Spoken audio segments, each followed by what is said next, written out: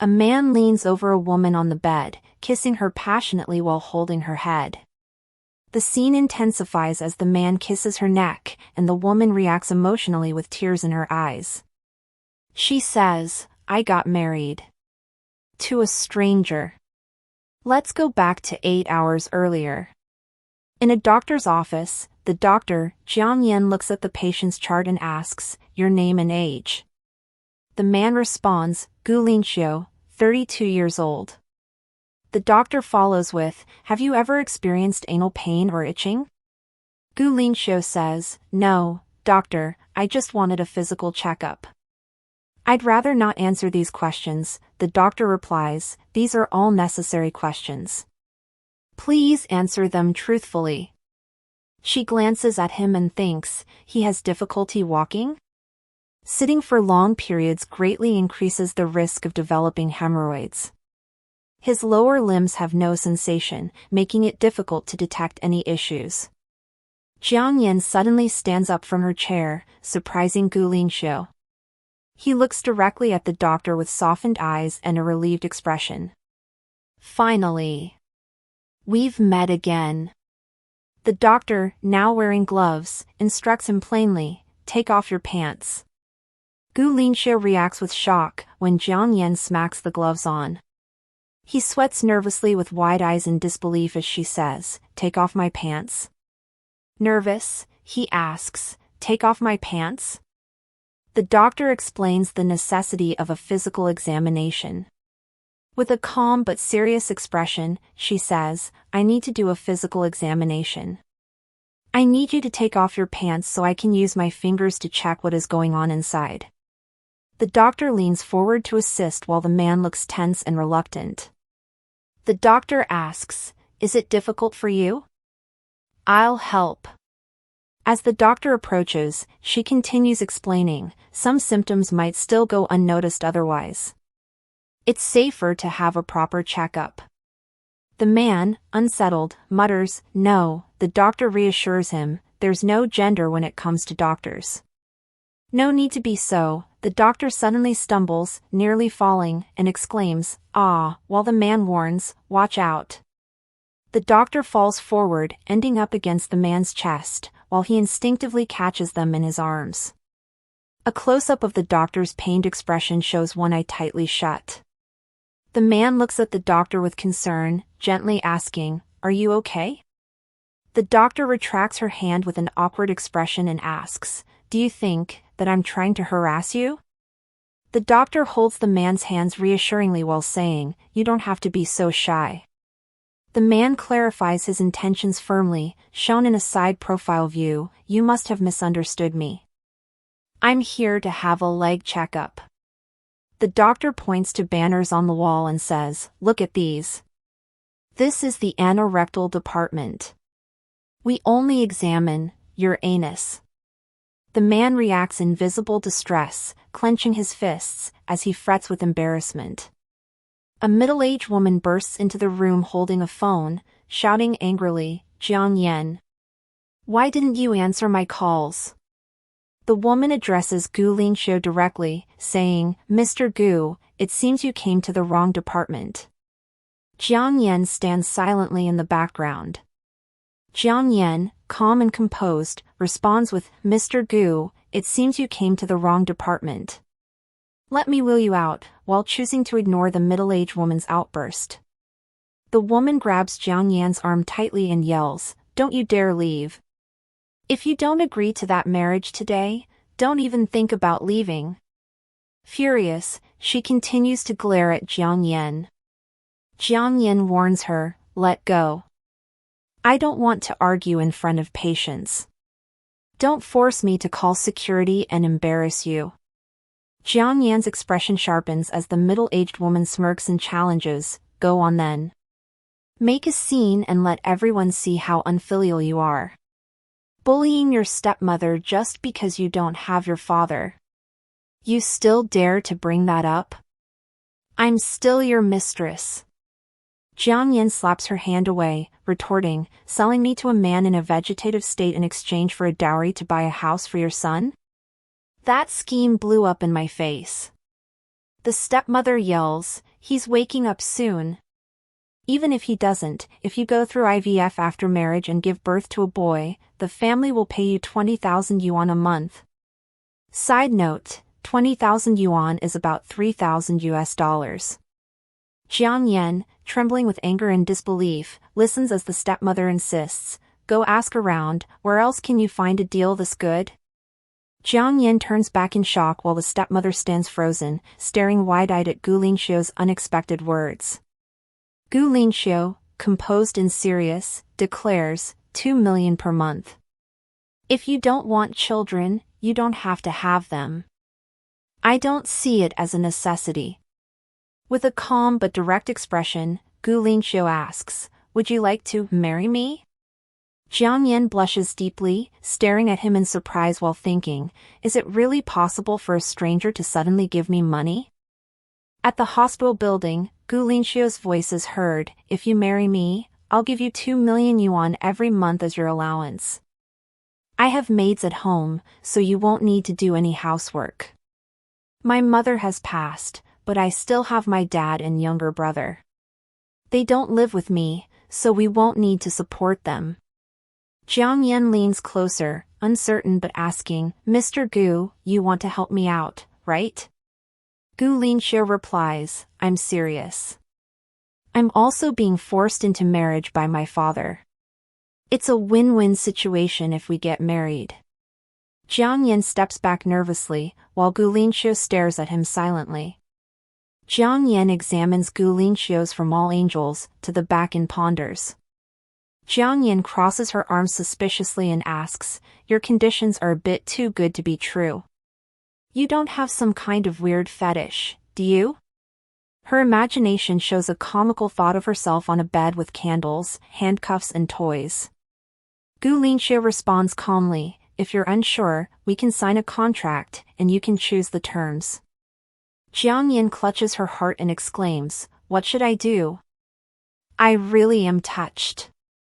The stepmother bursts in again, shouting furiously, "Jiang Yan, stop with your acting." She smiles confidently and announces, "I've brought the household registration booklet." The stepmother smirks and gives an ultimatum, "Just obediently register your marriage with that person today, or, don't even think about working peacefully at the hospital." Jiang Yang reacts sharply, grabbing a strap to bind the stepmother's wrist as she curses in shock, "Fuck." Feeling angry, the stepmother clutches the booklet tightly and yells, "What are you doing?" Jiang Yan calmly smirks and responds, "Thank you for the offer, Mr. Gu, but it's unnecessary." Meanwhile, the stepmother struggles desperately against the restraint. Jiang Yan holds the strap firmly and says with determination, "I can settle this on my own." The stepmother is forcibly dragged out of the office, stumbling as the strap pulls her along. She stumbles out to the corridor, almost losing balance as the door swings open. Jiang Yan loudly calls for help, "Security! I caught a human trafficker!" Shocked, the stepmother panics, yelling, What? Wait! I'm not!" Jiang Yan takes the booklet into their own hands and taunts with a smile, "Did you really think a little registration booklet could control me? Arranged marriages are illegal, and even vegetative people can't sign a marriage certificate."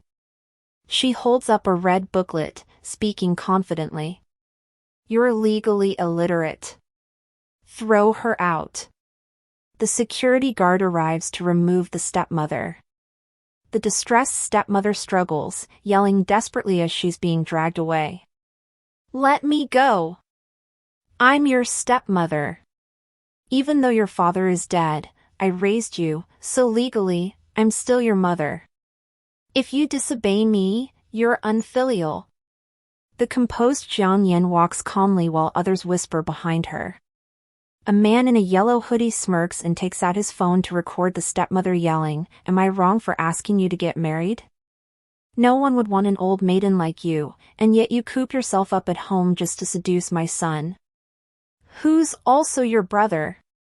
How can you be so shameless?" The man in the yellow hoodie snaps a photo of the composed woman with his phone, smiling mockingly. He grins as he checks his phone, already plotting gossip. This is so exciting, being caught by her stepmother for seducing her stepbrother. I was worried I wouldn't have anything to gossip about today. A photo of the composed woman in her white coat appears posted online with captions, turning her into gossip material, with visible tags, #outrageous, #gossip, along with a derogatory post suggesting she seduced her stepbrother. People gossip online after seeing the rumors. She's even a doctor. I really didn't expect her to do something like this. Hee hee. I came as soon as I caught the scent of a juicy rumor. If she's that flirty, she probably seduces her patients too, right? Someone slams their hand on a desk beside a phone displaying the scandalous gossip online. Look at what they're saying online. This is seriously damaging. An elderly man in a white coat slams his hand on the table, angrily holding up a photo. He scolds her harshly, saying that a private hospital's reputation is everything, calling out that the man she was seen with is her brother. He reminds her they are in the middle of a critical financing round and accuses her of messing up so badly that shareholders have already backed out. Jiang Yan stands in silence as he continues his reprimand. He warns her coldly that she must find a way to clear up the scandal herself. If she fails to resolve the matter, she will be fired. With a pained but controlled expression, she lowers her head and replies quietly, "Yes, sir." That night, she walks alone outside in a long coat, her posture heavy with the weight of the situation. In the distance, two men stand in the shadows, watching her intently. She looks down, troubled and lost in thought. Inwardly, she despairs, wondering, how am I supposed to clear this up? The two men notice her and react with excitement. One of them exclaims that she's the woman from the viral video. The other quickly urges to start live streaming so they can catch attention while the scandal is still trending. The men move closer, holding up their phone to record her. One mocks her loudly, saying, "Hey, lady. You look really familiar. Aren't you the one who seduced your stepbrother?" Jiang Yin forces a strained smile as she tries to defend herself while being filmed. She pleads, saying it was just a misunderstanding and asks them to stop spreading the rumor. Meanwhile, comments from the live stream begin flooding in as more viewers tune in. Her expression grows tense as the live stream audience multiplies. One of the men sneers, saying it couldn't be a mistake when her mother exposed her at work, and mocks her further by suggesting the viewers should see her seductive side. Her frustration reaches a breaking point. Pulling out her own phone, she points it toward them and demands firmly, "Repeat what you just said to my camera. If there's no evidence, what you said is slander, and I'll call the police to investigate." The man says angrily as he pushes her, "Damn you. You're asking for a beating. Go ahead and call the police if you dare." Jiang Yan didn't expect the push and fall backward. Gu Lishio catches her as she falls into his laps. He asks, "Are you okay?" It takes a moment for her to come around to realize she is sitting on his lap. She blushes embarrassingly and replies softly, "I'm fine." The two men start recording Jiang Yan and Gu Lishio. The man who pushes Jiang Yan comments, "She's truly a vixen who doesn't even spare the disabled." The slut still refuses to admit it. Jiang Yan yells, "You." Gu Lishio signals the two bodyguards behind him to take action. They immediately understand the assignment and confront the two live streaming men. Panicked, the live streaming men threatens, "Don't come any closer. I'll take a picture of you and post it online." 10 minutes later, the two live streaming men are on the ground, gagged and restrained, begging for help. One cries, "Ugh. MMPH. Help me," while the other muffles, "MMPH. MMPH. Spare us." Jiang Yan looks dumbfounded of the sight, thinking, since they can broadcast live to slander me, I can also. Her expression is sharp and calculating. She turns with a faint smile, looking at Gu Linxiu in the wheelchair, and asks, "Does your previous proposal still stand?" He responds with a calm but firm, "Yes." She takes a step toward him, smiling, and says, "Then let's get married." "I hope our wedding news stays on the," her words imply using the marriage as a shield. She extends her hand with a gentle but determined smile, offering it to him. Their hands nearly touch, and Gu Linxiu replies, "Sure. But I have one condition." He grabs her hand and pulls her towards him.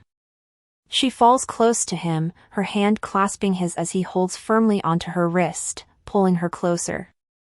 Their faces are inches apart, filled with tension and unspoken emotions. He whispers, "I want you to sleep with me." Jiang Yin places her hand on Mr. Gu's bare chest while leaning close to him, the atmosphere intimate. She softly addresses him, saying, "Mr. Gu." Their faces move closer as she leans in, dressed in a partially unbuttoned shirt, and asks, "Can we begin the night companionship service?" Mr. Gu pulls her closer by the waist, his hand on her side as the moment grows more heated, focusing on her bra exposed beneath the open shirt. Sitting on his lap, she looks at him with flushed cheeks and vulnerable eyes while he replies, "I like that." In her imagination, she panics and waves her arms, shouting, "No, no, no, no, no." She then thinks to herself, could he be talking about that kind of night companionship I'm thinking of? She faces Gu Linxiu and cautiously asks, "Excuse me, Mr. Gu, what do you mean by night companionship?" He answers directly, "I want you to sleep with me." She reacts with shock, processing his words. She realizes with wide eyes, he meant care or company. Then her inner thoughts catch up, wait a minute. She reflects deeply, troubled, thinking, did he propose to me just because I'm a doctor and it's convenient for him to have someone take care of him? I already treat patients during the day, do I have to play caregiver at night too? Closing her eyes in frustration, she frowns and wonders, how is that any different from overtime? Looking exasperated, she faces Mr. Gu as he casually holds up a gavel with money symbols floating around. She replies smugly, "I should charge you extra for that." A close-up shows a contract being signed. The terms state, 300,000 a month, after taxes. They both signs contract reveals the condition, a 1-year contract. "Happy to work with you." They stand side by side, both dressed in white shirts against a red backdrop for a marriage photo. Like that, their marriage certificates are displayed, with their photos printed inside, confirming their official registration. Jian Yin smiles brightly, holding the certificate. She thinks to herself, 1 year from now, when I return to the civil registry, I'll be a rich divorcee with 30 million in assets. Buying a house and getting rid of my stepmother will no longer be a distant dream. She looks ahead with determination, glancing at the man in the wheelchair. She thinks, and I can solve the problem that's right in front of me. Jiang Yin asks with a hopeful smile, would it be possible to use your house for a live stream? You don't need to say anything, just sit there and act like a model. An exterior view of a grand house lit up at night shows the place where the live stream will take place. Jiang Yin appears on live stream, greeting her audience. She says, "Hello everyone. I'm Jiang Yin." Still on the live stream, Jiang Yin nervously explains, "I was falsely accused of having an inappropriate relationship with my stepbrother. I'm the person at the center of that viral story." Meanwhile, thoughts from viewers appear, so many people watching the stream. They must have bought viewers, right? Another thought remarks, wow. Anyone can go live and try to make money nowadays.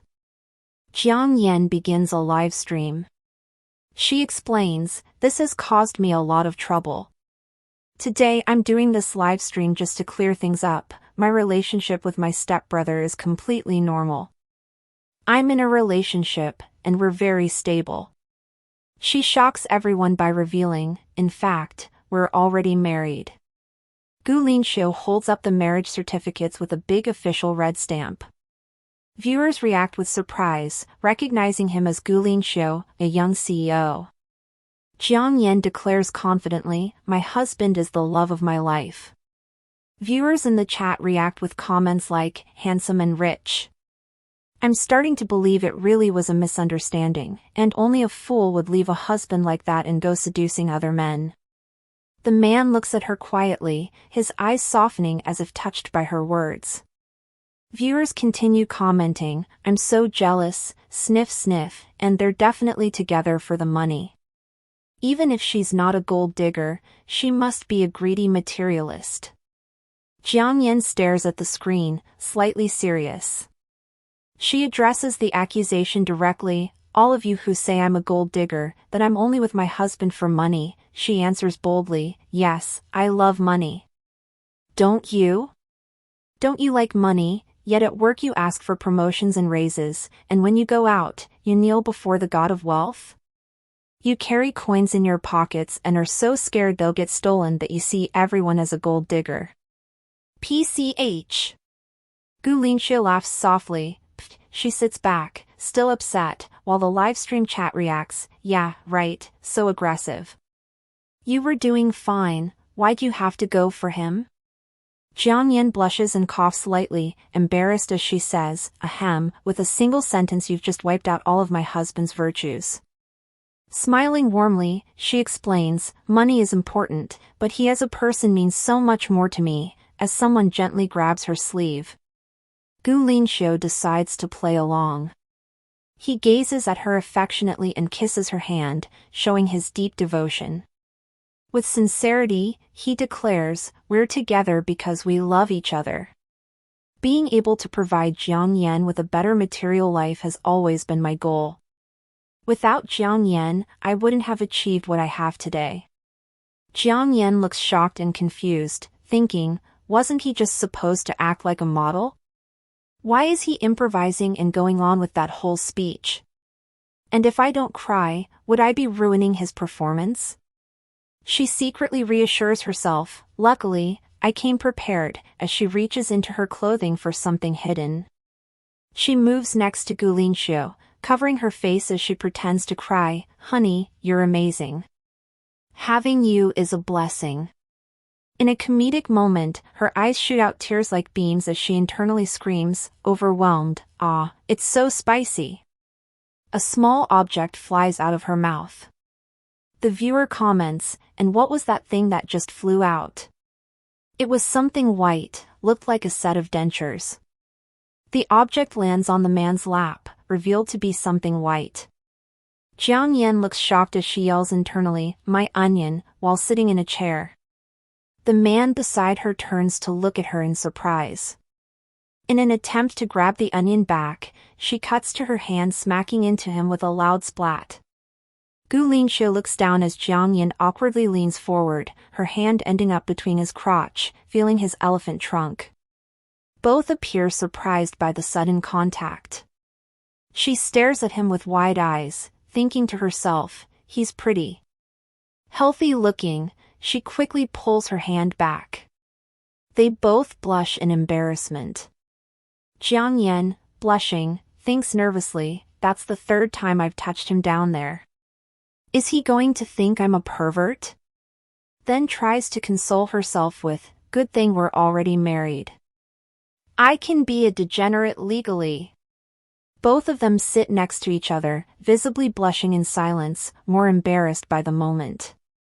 Comments from online viewers appear across the screen. "Am I the only one who noticed he's in a wheelchair? Does that mean his legs don't work? Mr. Gu doesn't just have trouble with his legs, nothing below the waist works.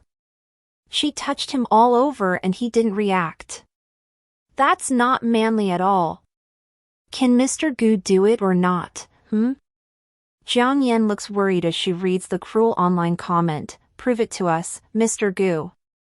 She thinks to herself with concern, isn't that like stabbing him in the heart? Gu Linxiu sits in a wheelchair looking sad while the woman notices him. She thinks to herself, look how hurt he looks. Jiang Yan speaks firmly, clearly upset, and says, "I hope everyone stops making those kinds of comments." Sitting beside her husband in his wheelchair, she continues to speak passionately, saying, "Whether my husband can or can't," expressing her frustration at people's assumptions. She grows more emotional, insisting, "That really shouldn't be." Suddenly, she gasps in shock as something unexpected happens beside her. Her eyes widen in disbelief as onlookers shout, "Streamer, turn around. It's a miracle!" She stares at her husband and says, "You." Gu Linxiu is now standing tall beside her, no longer seated in his wheelchair. She looks up at him in shock, freaks out, sweats nervously and thinks, how is he standing? Gu Linxiu addresses the situation calmly, saying, "Since people are saying my legs don't work, I wanted to clarify. It's just an injury, that's why walking is difficult." Jiang Yan reacts in shock, thinking to herself that his words mean more than they seem. Something dawns on her as she freezes, her expression turning serious and puzzled. She thinks, wait a minute. As a realization begins to hit her. If his legs are fine, then that night companionship thing, does it mean? She swiftly ends her live stream, announcing, "Today's stream ends here." Viewers protest in the chat with messages like "Say something," "What's something a VIP wouldn't be allowed to see," and "I wasn't done watching, don't end it yet." Looking shocked and anxious, Jiang Yan questions the contract terms. She asks aloud, "That night companionship in the contract, did it mean actual sex?" The man stands silently with a calm but firm expression. His lack of denial leaves her flustered. She angrily confronts him, shouting, "Gu Linxiu, this is fraud," while pointing at him with outrage. Gu Linxiu mouths as he responds with a single word, "Fraud?" He steps closer toward her, his presence looming. He begins to press her with, "Tell me." As he leans in very close, cornering her against the table. With intensity, he asks, "How did I deceive you?" Jiang Yan with a bashful expression, confronts Gu Linxiu, saying, "You're asking even though you know the answer." He smiles softly at her, his gaze calm and steady, while she looks back at him with tension. He steps back slightly and reassures her, "Relax, it's not what you think. I'm not asking you to sleep with me." He continues seriously, explaining, "It's just that I have insomnia. I need you to be near me." Jiang Yan looks stunned and taken aback, her cheeks flushed as she processes his words. Gu Linxiu notices her suitcase still unpacked and says, "You haven't even unpacked. I'll take you upstairs to get settled." She looks at him in slight surprise. She insists on his well-being first. She presses him to sit, saying, "Don't worry about me. Let me check your leg first. Sit down first, let me see exactly where you got hurt." He hesitates for a moment, looking away, while she urges him again, "Come on, hurry up." She kneels in front of him, gently lifting his pant leg to examine his injury while he remains seated in the wheelchair. He points to the spot and says, "Here." Her eyes widen in shock as she exclaims, "This wound." She kneels nearby with a dull expression. "If you had waited a little longer, it would have already healed." The man stands up, coughing awkwardly, and says he will take her upstairs. The woman looks unimpressed and thinks to herself.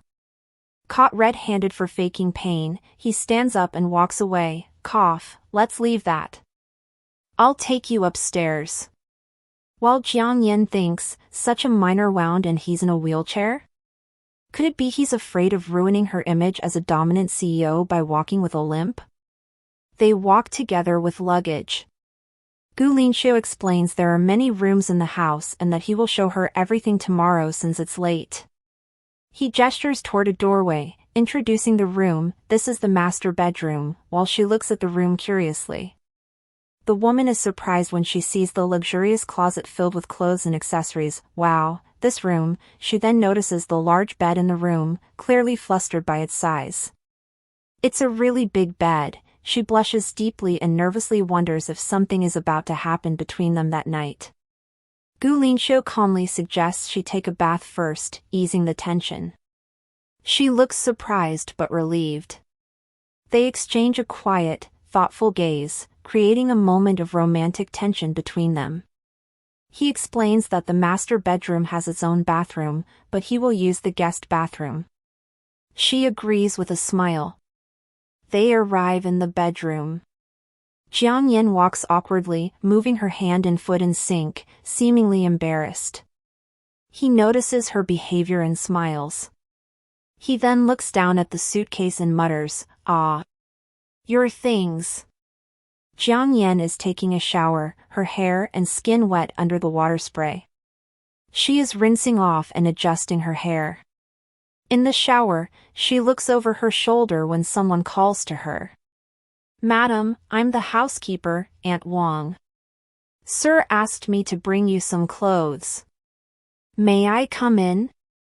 Jiang Yin wraps herself in a towel, holding it tightly to her chest, and answers. "Just a moment." She reaches for the doorknob and opens the door slightly. "Come in." She stands in front of the open door, still in her towel, waiting to receive the items. She appears calm but slightly cautious. The housekeeper enters, speaking politely while handing something over. "Sorry to bother you, madam. This is what Sir asked me to deliver to you." The housekeeper hands her a black box with a smile. Everything inside represents his feelings. "All right, thank you." The housekeeper blushes with excitement and cheerfully announces something. "In all these years, I've never seen Sir bring a woman home. You're the first. I've waited so many years to finally say this." Jiang Yin stands holding the box, her face flustered and her ears burning red with embarrassment. She looks completely stunned. The housekeeper hands over a box to Jiang Yin and says, "If there's nothing else, I'll take my leave, madam." Jiang Yin replies nervously, "Why yes, thank you." Now, she stands alone, holding the box with a thoughtful expression as she prepares to open it. She looks surprised and murmurs in shock, "Gu Linxiu." Inside the box is a delicate set of black lingerie. She reacts in disbelief, thinking, this is his feelings? She becomes flustered and angry, her face red as she shouts internally, "That pervert. He said he had insomnia, it was all a trap. Clearly what he wants is my body." Looking back at the box, she notices there are multiple sets of lingerie and thinks furiously, "And he prepared so many styles, does he expect me to wear them as work uniforms?" She burst out angrily, "Keep dreaming." Later, Jiang Yin enters a dimly lit bedroom wrapped in a towel. Seeing a man sitting in the dark, she asks, "Why didn't you turn on the light?" The man sitting quietly on the edge of the bed, lost in thought, not responding to her question. Jiang Yin looks uneasy, clutching her towel as she stares at him. She thinks to herself, he doesn't turn it on or say anything, what's he trying now? The man stands up silently in the background. She steps into a dark room, looking around cautiously while thinking, where's the light switch? Behind her, a man quietly appears in the shadows. As she reaches forward to find the switch, the man suddenly grabs her wrist. The sound effect click emphasizes the sudden action. The man leans close to her, whispering with a smirk, "We're already married, and you don't recognize me with the lights off?" She looks stunned and uncomfortable. Her eyes widen in shock as she realizes the truth. Her thoughts scream, "That's not Gu Linxiu." She forcefully pushes the man away, causing him to grunt in pain. She tries to flee while clutching her dress, shouting "Gu," but the man quickly follows behind her. The man silences her by suddenly covering her mouth. She lets out a muffled mph, while he warns, "Don't scream." The man corners her against the wall, holding her tightly with one hand over her mouth. She struggles and muffles, "Let me go." Terrified, She thinks to herself, who is this guy? He just came in and he's already groping me, as he forcefully touches her. In the struggle, her towel slips off, leaving her exposed in only her underwear, as the man stares at her in shock. The man asks, Do you like it rough? Exposed and embarrassed, she retorts, it's newlywed stuff, isn't it? What's it to you? The man in black pushes away another man in a striped shirt, shoving him aside roughly. Then Gu Linxiu enters the dressing wardrobe. He saw his wife standing barely naked with another man. His eyes widened in shock. He rushes in while taking off his jacket, draping it over the distressed Jiang Yan, who looks at him with surprise. Gu Linxiu glares intensely, leaning close to Jiang Yan as he commands coldly, get out. The younger man in the striped shirt looks shocked, hesitating as he tries to speak. Brother, Gu Linxiu turns his face back with a piercing look, his words cutting coldly, Gu Lindsay. Gu Lindsay looks on in shock, sweat forming on his face as he stares nervously at what is happening. Gu Linxiu bends down and carefully lifts Jiang Yan into his arms. She appears weak, clutching the coat around her as he carries her.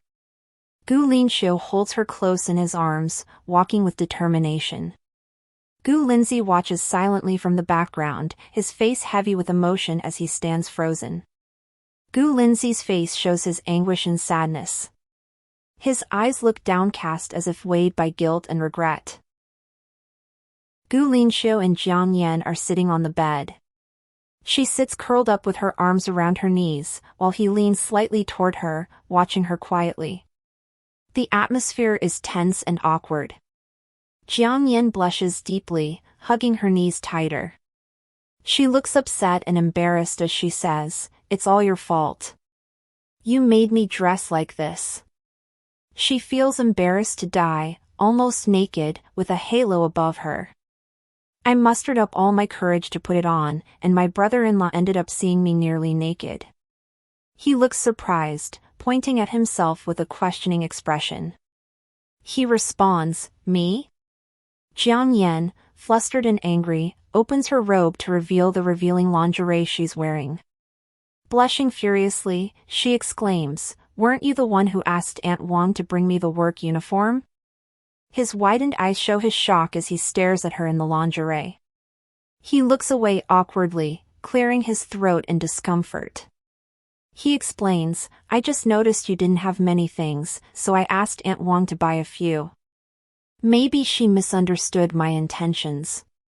He appears embarrassed, his face slightly red as he avoids her gaze. Jiang Yan, looking at him, says nothing. He pauses and begins to speak again, softly saying, "So, you thought I told you to wear it and you just did it, so obediently?" Jiang Yan, in revealing black lingerie, sits on the bed while recalling the terms of the contract.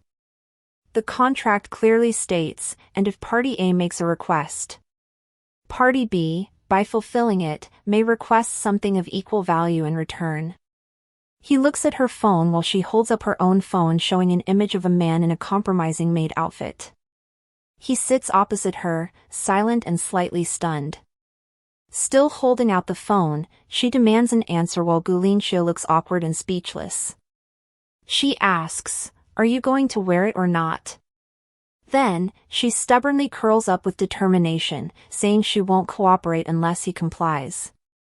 Jiang Yan hides her blushing face under the jacket, flustered and embarrassed. She admits her original intention, "Originally, I wanted to stop you from asking me for perverted things again. And now I look like the pervert." Gu Linxiu looks at her from above as she hides under the blanket, her face peeking out in surprise. He warns her not to cover herself that way. "Get out already, stop covering yourself like that. I don't want to become a widower." Jiang Yan shyly peeks out from under the blanket while Gu Linxiu sits in front of her, observing. She still looks flustered but calmer. He turns his head away, visibly blushing, and warns her, "Don't dress like that again, you're testing my self-control." She protests, holding the blanket to herself and looking embarrassed. She tries to justify her actions. Didn't you say sleeping together was for your insomnia? And the uniform thing was a misunderstanding. He tries to direct his desires, and as he tells her, that's true, but you underestimate your charm way too much. Do you think I'd propose to a girl I don't have feelings for? I see you as party A. Do you just want to sleep with me? He speaks calmly, his lips forming a faint smile. He explains his intention. My idea was to go slow, so I wouldn't scare you off. He pulls her closer, eyes locked on hers, his tone turning intimate as he expresses his feelings. Now that you know how I feel about you. Then, how about, he gently touches her shoulder, sensing her unease, and questions her sudden tension. He leans in closer, teasing her with a question as their closeness intensifies. Can you still sleep like this? He embraces her, whispering suggestively, if you're not in the mood to sleep, we can do something else to help you relax. Before things can continue, a voice from outside interrupts, asking if the sister-in-law is asleep and expressing a desire to apologize. The man's expression turns dark at the intrusion. Gu Linxiu gently pats her head, telling her to ignore the interruption and rest. He reassures her that he'll handle it and leaves to check what's going on. Jiang Yan plops on the bed in lingerie, looking contemplative. She thinks to herself, good thing we got interrupted. She reflects on his request, feeling conflicted. He wants me to keep him company to avoid an arranged marriage, and sleep with him because of his insomnia, and on top of that, he wants us to have sex. She angrily flails in frustration while lying in bed, exclaiming, even capitalists don't squeeze people this hard. So unfair. From behind a partially closed door, two voices are heard. Gu Linxiu, I don't want to talk about the past. You better watch what you say around her. In a warmly lit room, Gu Linxiu warns his brother and walks away. The younger brother looks troubled as he says, Brother, I made Dad angry. Can I stay with you for a few days? The older brother, Bu Linxiu, asks, what happened this time? The younger one replies, same old. Since you moved out, he's been upset. He yells at me all the time, says I'm not like you, that I can't inherit the business. The older brother gives a short, detached reply, do what you want. The younger brother looks surprised by his coldness. The younger brother thinks bitterly, he used to at least ask if he hit me. Now he doesn't even do that. You're that eager to see her again? Gu Linxiu comes back to the bedroom. He enters quietly and lies next to her. He spoons her from behind as he places his hands on her. He thinks, I was planning to use my injured leg as an excuse to go to the hospital and see her, but I didn't expect our relationship to change like this. Two hands are gently holding each other, symbolizing intimacy and a bond between them. A flashback of a ring falls into a puddle under the rain, splashing as it lands. Gu Linxiu, I'm returning your things to you. Let's not meet again. A woman in a light dress holds an umbrella, walking away in the rain.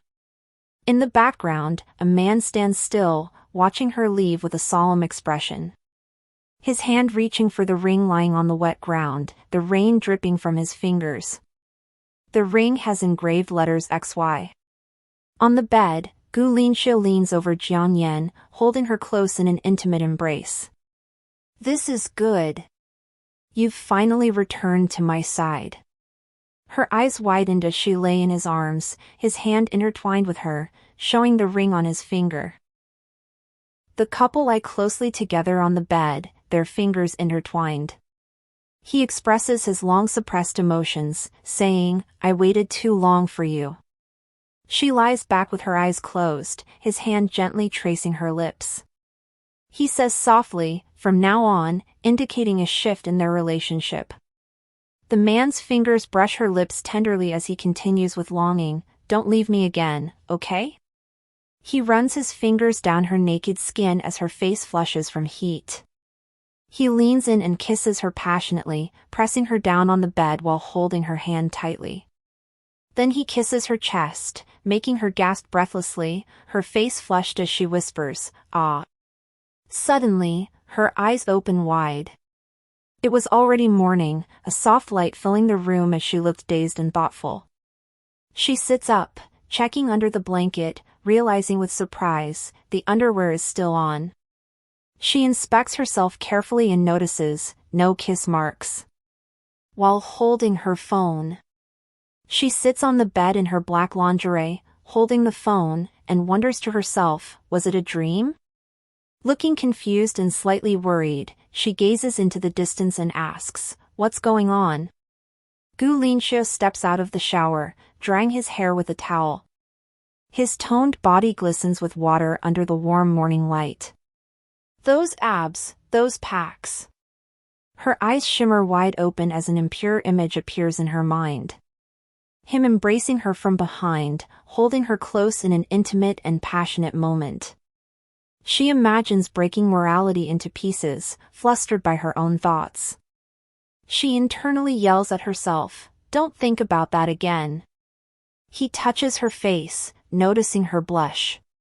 He asks, "Why is your face so red? Are you feeling sick?"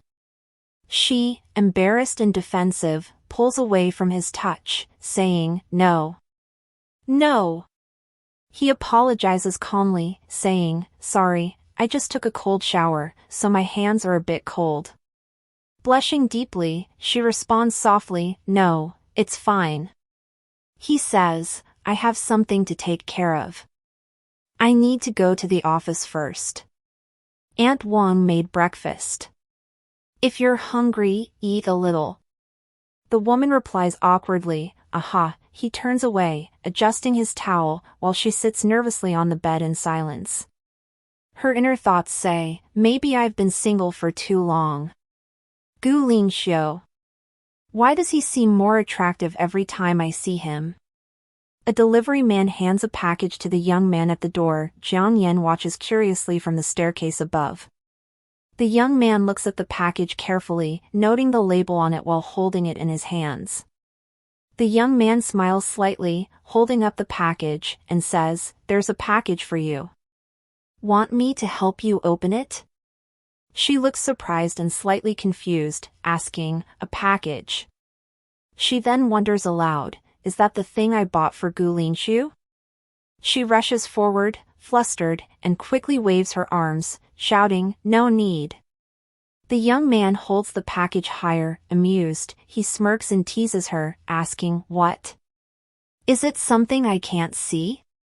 Jiang Yan, flustered and defensive, responds, "Exactly. It's something some girls use for." She doesn't finish her sentence, looking embarrassed. The young man looks bewildered while holding the package high, and Jiang Yan stands below him nervously. The contents of the package spill out, revealing embarrassing items such as cat ears, a collar, a pink blindfold, and other playful accessories. The young man's eyes widen in shock as he reads aloud, "Husband training toys?" Meanwhile, Jiang Yan blushes furiously, utterly mortified. She is overwhelmed by boxes and bags, collapsing to the ground in confusion. She exclaims in frustration, "How can there be more items than I actually bought?" While the boy nearby scratches his head, asking, "What is all this?" The younger brother smirks while holding up a red accessory with his finger, teasing her. He says, "Sister-in-law, you've got quite the imagination." Jiang Yan, carrying the box, responds bluntly, slightly annoyed. She says, "Your brother loves this kind of stuff." The younger brother clenches the accessory tightly in anger, glaring at her. He growls, "You don't act like you know him so well." Jiang Yan, standing firmly while still holding the box, asserts her position. She responds, "I'm his wife. If I don't understand him, how could his little brother? This is between him and me. Who are you to judge?" The younger brother shouts angrily as she turns to walk away confidently, unfazed by his outburst. He yells, "Stop it! Looking frustrated but sly, the younger brother leans forward with a smirk, taunting her. He asks, "Do you know why my brother married you?" Jiang Yan reflects inwardly, recalling what she already knew about the marriage arrangement. Her inner thought reads, "I already knew Gu Linxiu wanted me to help him avoid an arranged marriage." The younger brother smirks menacingly, revealing a harsh truth. He says, "My brother had an ex-girlfriend and they broke up. And you're her replacement. He married you only because you look a lot like her." Jiang Yin stands under a spotlight, holding a package close to her chest. She appears solemn, with the surrounding atmosphere glowing softly, as if she is weighed down by emotions, as if she's floating on water, her eyes closed, hair drifting around her as the younger brother continues to taunt, "But you don't have the memories they shared, and you'll never be able to replace her." Jiang Yin holding a package, facing the younger brother. She looks calm but serious as she prepares to respond to him. "Did your brother say that with his own mouth?" The younger brother smiles gently while speaking to her, trying to convince her. "Don't you believe me, sister-in-law? I only told you for your own good." She keeps her composure, smiling faintly as she gives a witty response. "Ah. Then you're really breaking your brother's heart." Still holding the package, she walks away dismissively. "I have work to do, brother-in-law. Do whatever you want." At the hospital, inside the office, Jiang Yan, in a white coat, types on a keyboard, while a woman enters quietly from the doorway. The woman approaches the desk. Jiang Yan asks, "What's your name?" The woman replies, "I'm not here for a consultation." The doctor looks surprised by her words, while she calmly explains herself. The woman sits gracefully on a chair, ready to explain her identity. "Allow me to formally introduce myself. My name is Yao Yao, and I'm Gu Linxiu's first love." The woman reveals her true connection, smiling confidently. A woman confidently speaks, suggesting proof of her claim. She says, "If you don't believe me, check the ring Gu Linxiu wears." The ring Jiang Yin briefly remembers, sparkles on Gu Linxiu's finger. The woman continues, "It has our initials engraved, XY, highlighting its personal meaning." Jiang Yin, still composed, says, "I didn't say I didn't believe you. There's no need to rush to prove it." The woman stays silent, shown with hesitation. The woman leans forward, ready to reveal more. She says, "I'll tell you the truth. Gu Linxiu only married you to get revenge because I broke up with him to focus on my studies."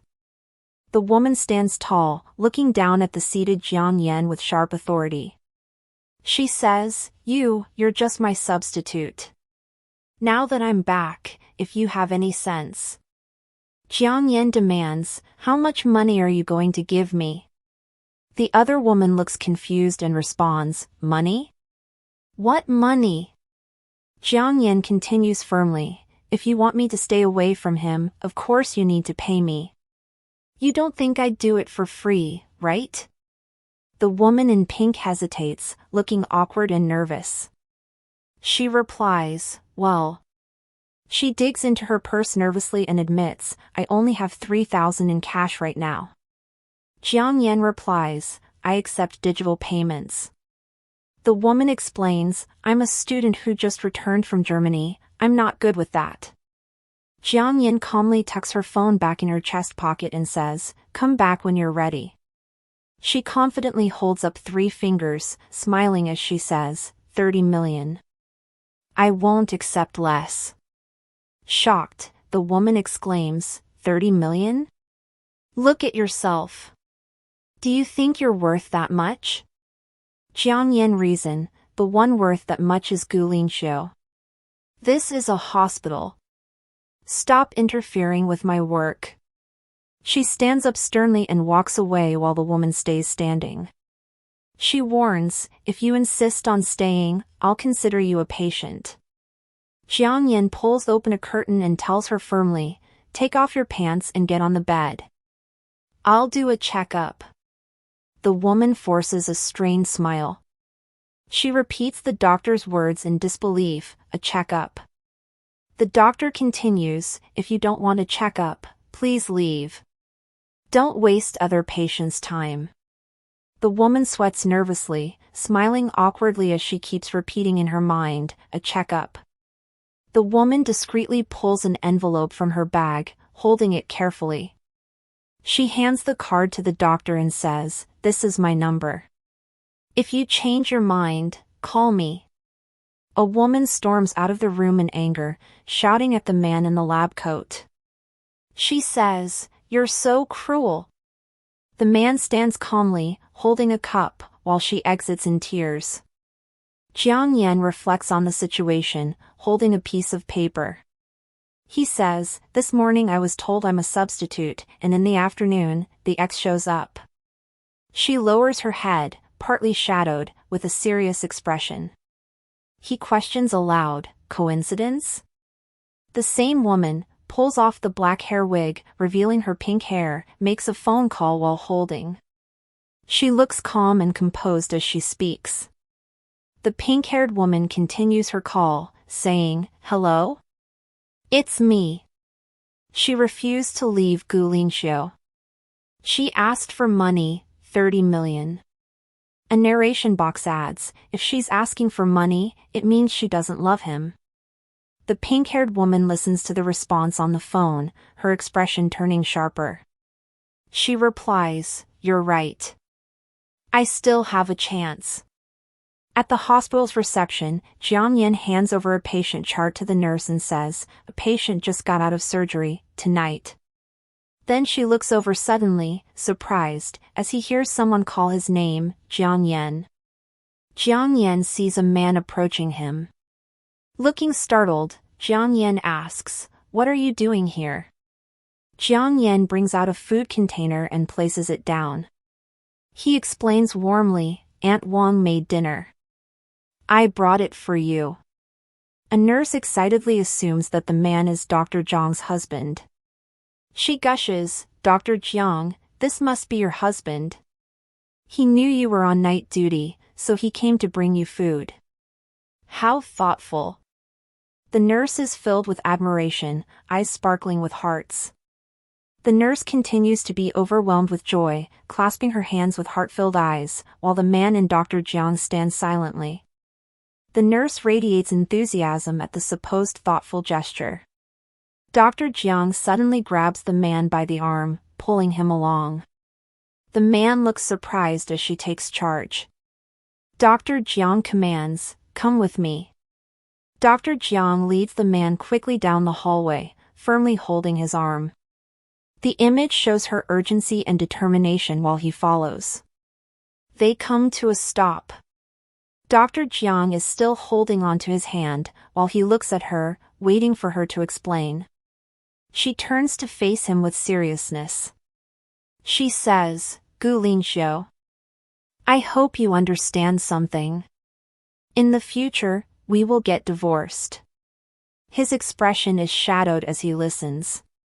She continues, "I don't want you interfering in my private life or personal relationships." He asks with concern, "Did something happen today?" Jiang Yan, looking down, replies simply, "No. We only have a contractual relationship. It's all about money, not feelings. You don't need to be so nice to me. Once the year ends, everything will be clean and untangled." She reflects to herself, reminding that whether the substitute thing is true or not, she shouldn't get emotionally involved with the contracting party. Under a spotlight in a hallway, the man and woman stand facing each other in silence, tension heavy in the air. They continue to face each other without speaking, both lost in thought, the atmosphere darkening. Gu Linxiu begins to speak hesitantly, saying, "And if," as his expression shows conflict. He suddenly blurts out with determination, "I want to talk about feelings with you," catching her off guard. Jiang Yan looks shocked and flustered, blushing as she asks, "What would you do?" He begins to walk away, his steps echoing with finality. She panics, thinking, damn, and reaches her hand forward desperately to stop him. She grabs his wrist firmly, preventing him from leaving. Overcome with emotion, the two embrace tightly in the hallway, holding each other with intensity. He looks at her closely and speaks softly, telling her not to avoid him. Don't hide. Answer my question. Her face slightly blushing, looks back at him.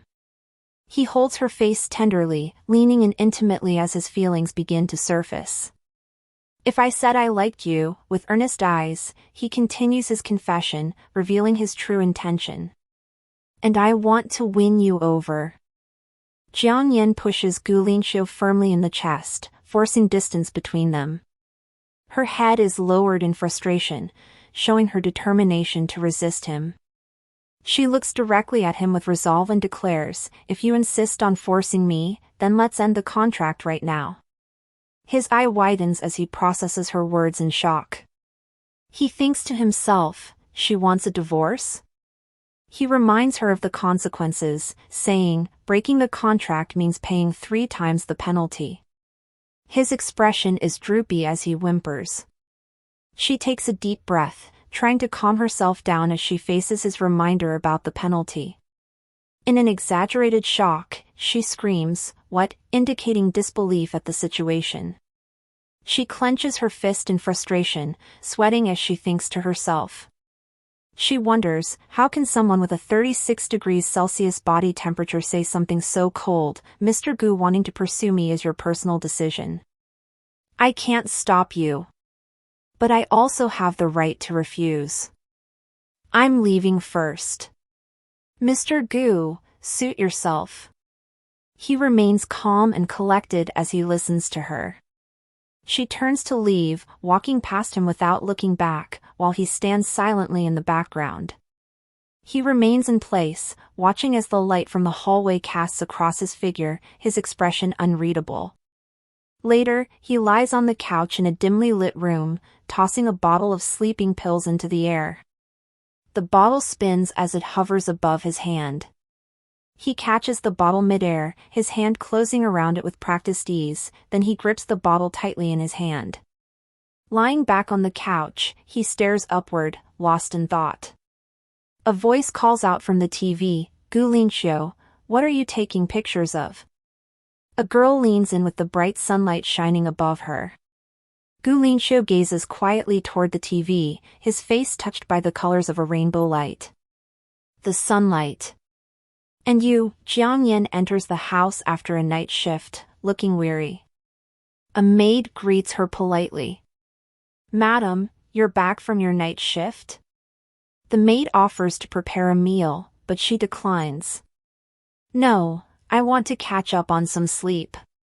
Thank you, Aunt Wang. The maid replies, all right.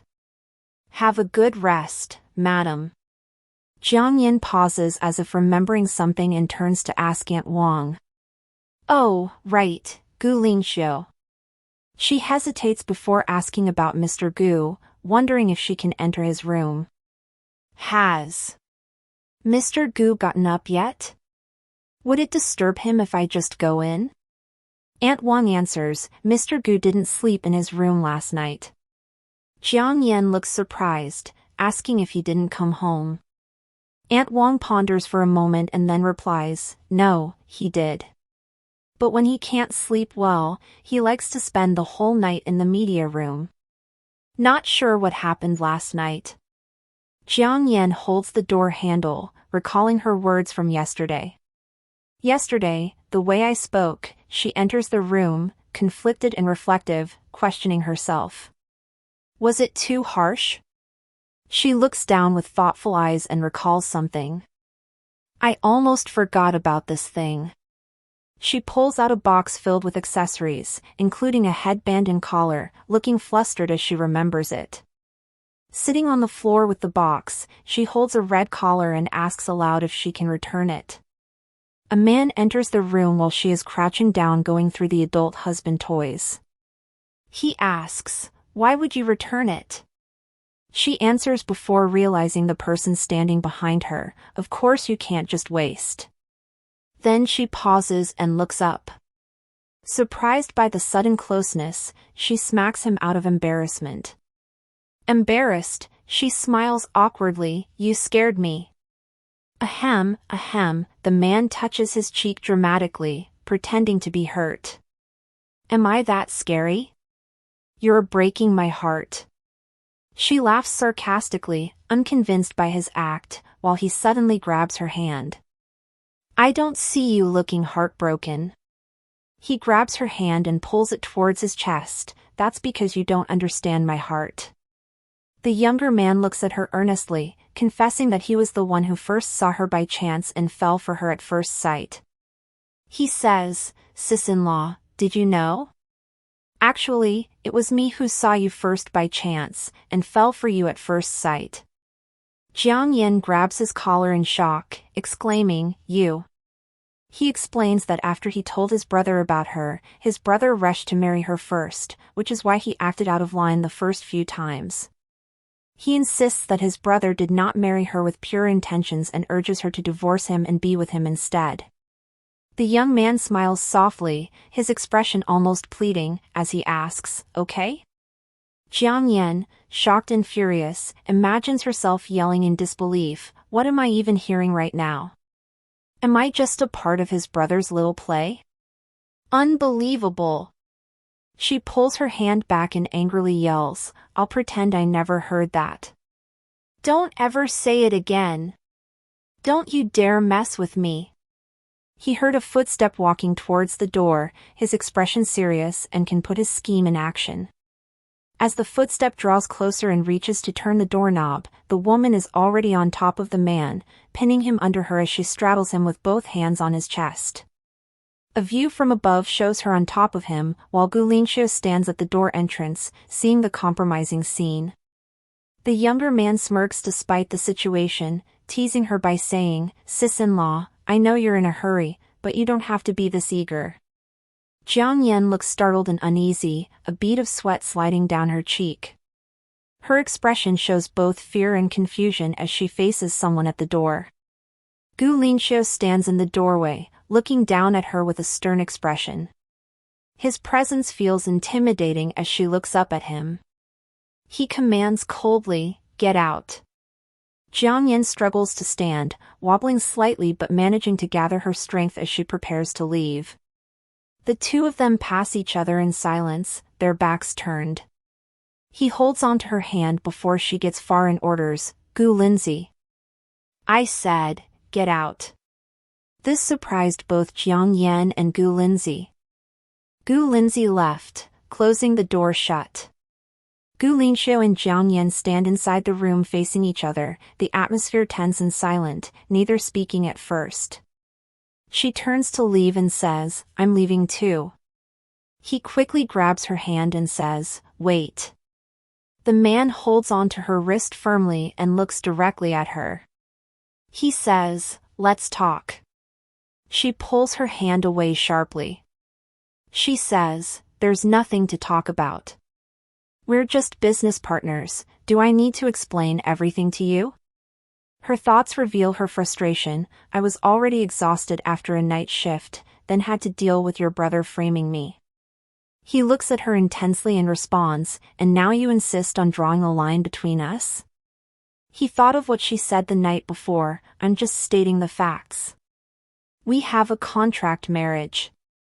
I'm not interested in teaching your adult brother a lesson, and I don't want anything beyond our partnership. Once the contract ends, let's never see each other again. And that brought back a painful past. It begins to rain outside. The woman is shown holding an umbrella, walking away.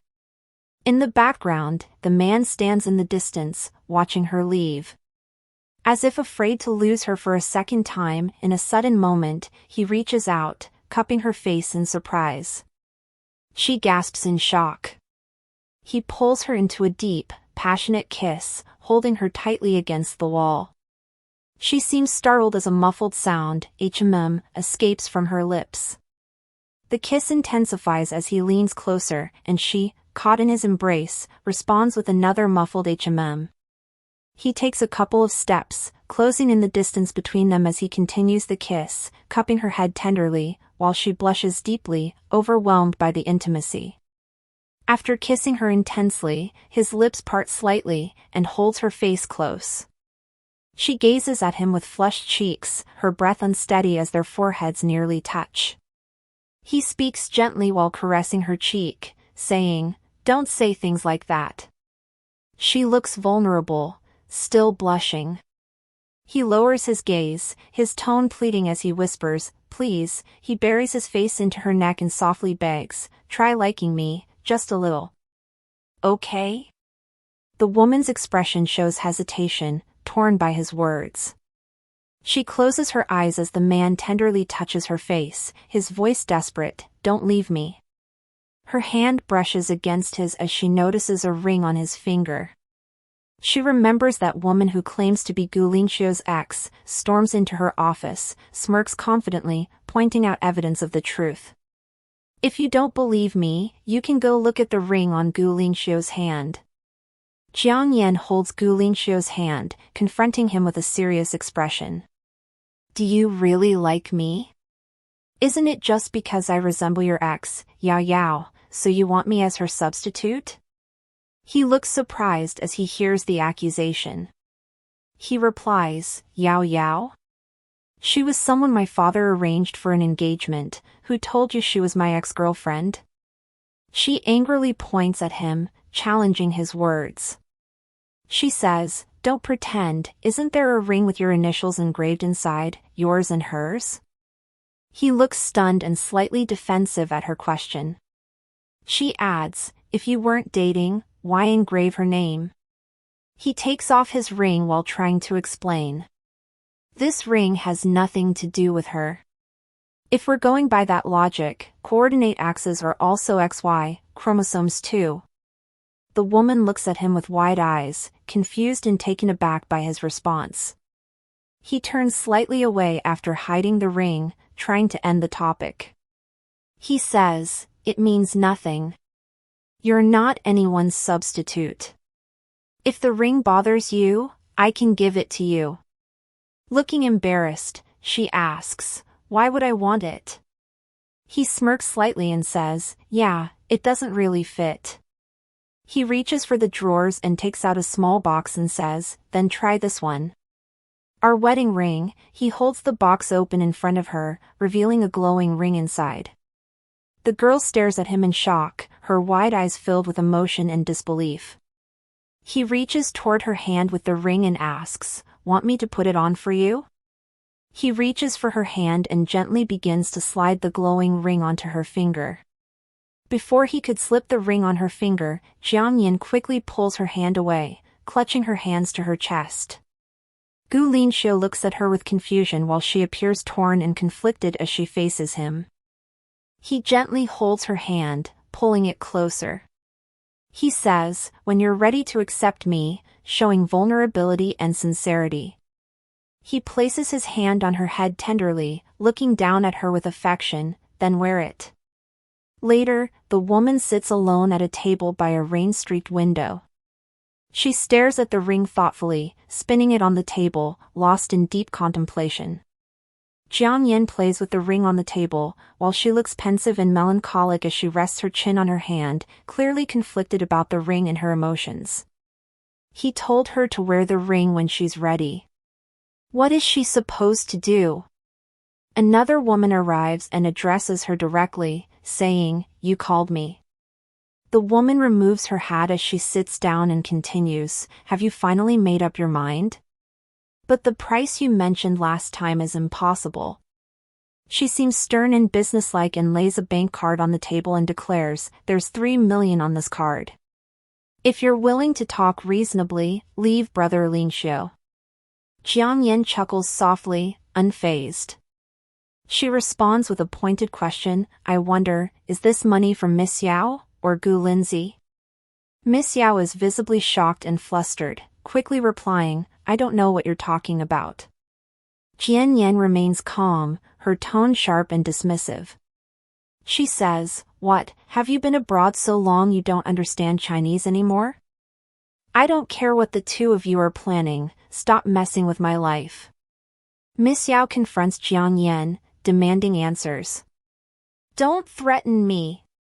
You and Ling Xiu aren't even truly married. What's wrong with me asking you to leave him? You didn't even prepare or rings, did you? Stop pretending, Jiang Yan. What kind of real couple gets married in such a rush, like it's an errand?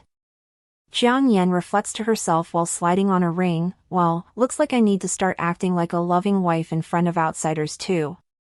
Calm and confident, Jiang Yan mocks Miss Yao, dismissing her accusations.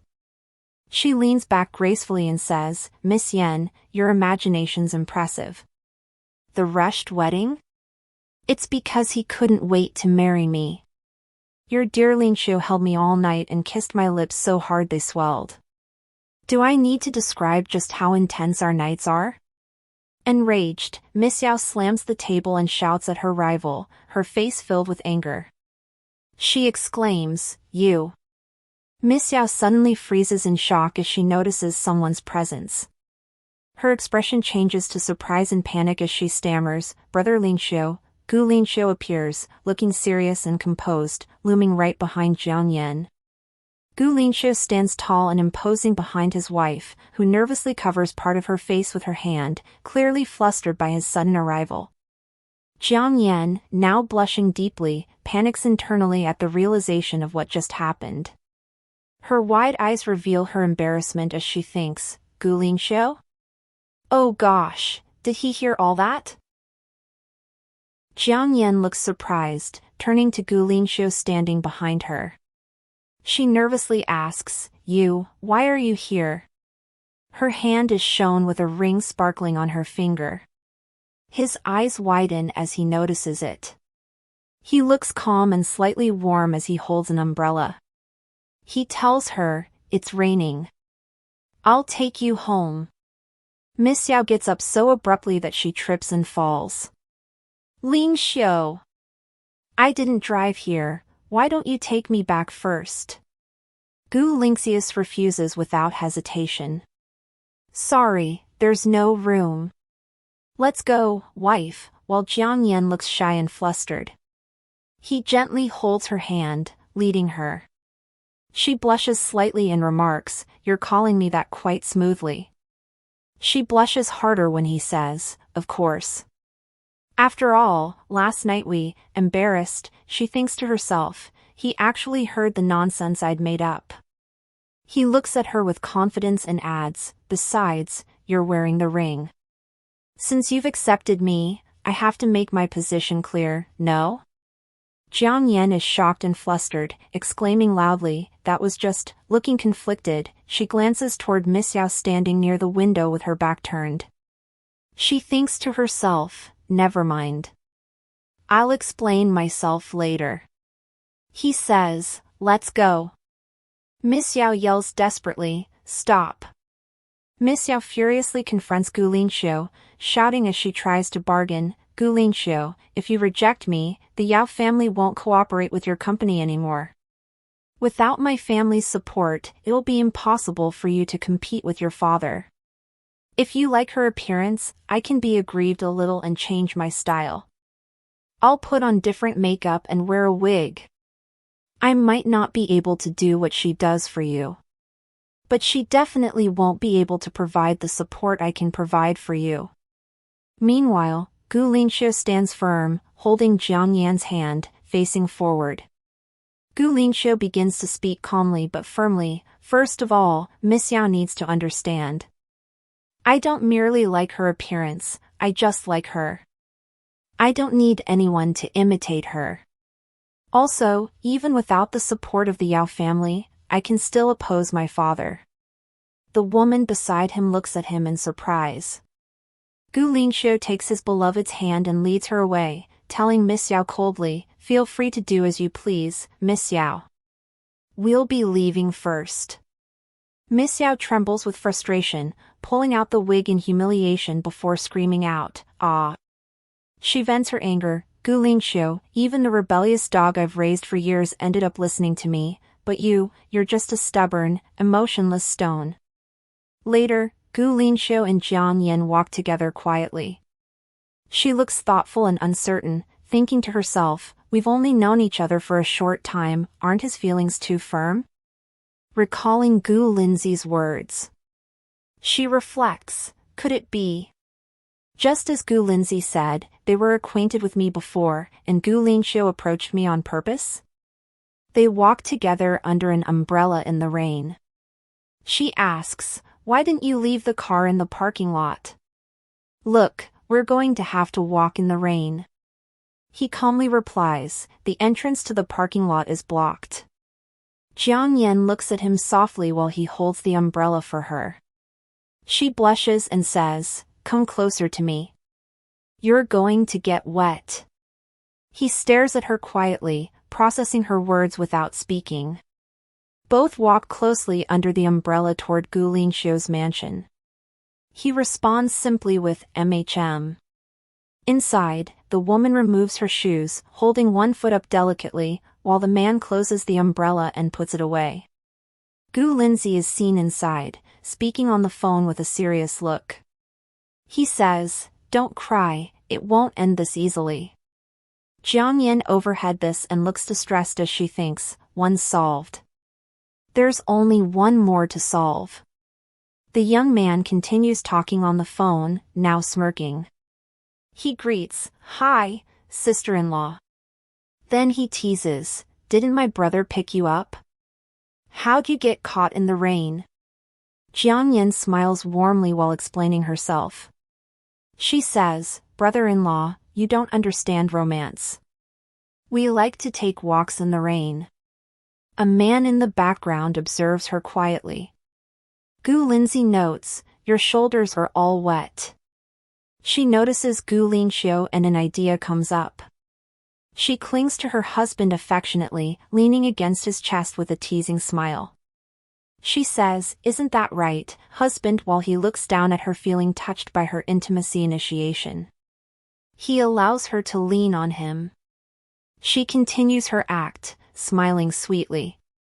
She says, you were shielding me so much that your clothes are all drenched, be careful not to catch a cold, darling.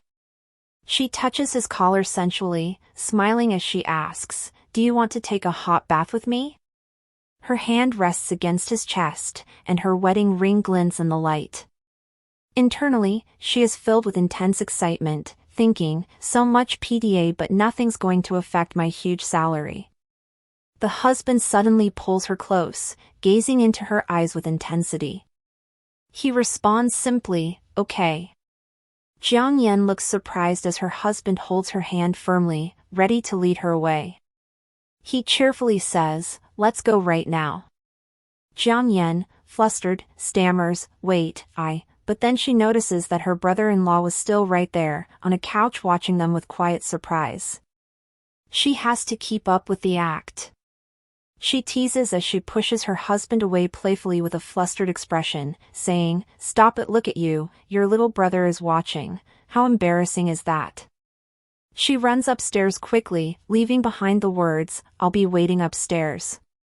Once Jiang Yan was out of sight, Gu Linxiu warns, I've said before, watch your mouth. If you do anything unnecessary again, then go back to father. Gu Linzi smiles nervously and pleads, don't make me go back. I won't go near her again, brother. Gu Linxiu responds coldly, you better not. His tone is full of warning and authority. Gu Linzi lowers his head in resignation, repeating the words in his mind, don't go near her. His hand clenches into a fist, showing his inner conflict. I also have a way to make her disappear from your side. Gu Linxiu steps into the bedroom to only see Jiang Yan bundled tightly in a blanket, standing on the bed. With surprise, he asks, why are you wrapped up like this? She looks flustered and embarrassed, her cheeks red as she holds the blanket around herself while standing before him. Gathering her courage, she explains, what I said downstairs was just to keep our contract a secret. I was purposefully acting for Gu Linzi. So I'll warn you, forget everything. Her face flushes as she points at him sternly. He walks towards the bed, closing the distance between them. He looks at her intently and counters, "Then what about the restaurant? You seem to really want to talk about me and you." Blushing deeply, she quickly cuts him off, covering his mouth with her hand as she exclaims, "Forget about that too." Their closeness creates a charged, intimate moment.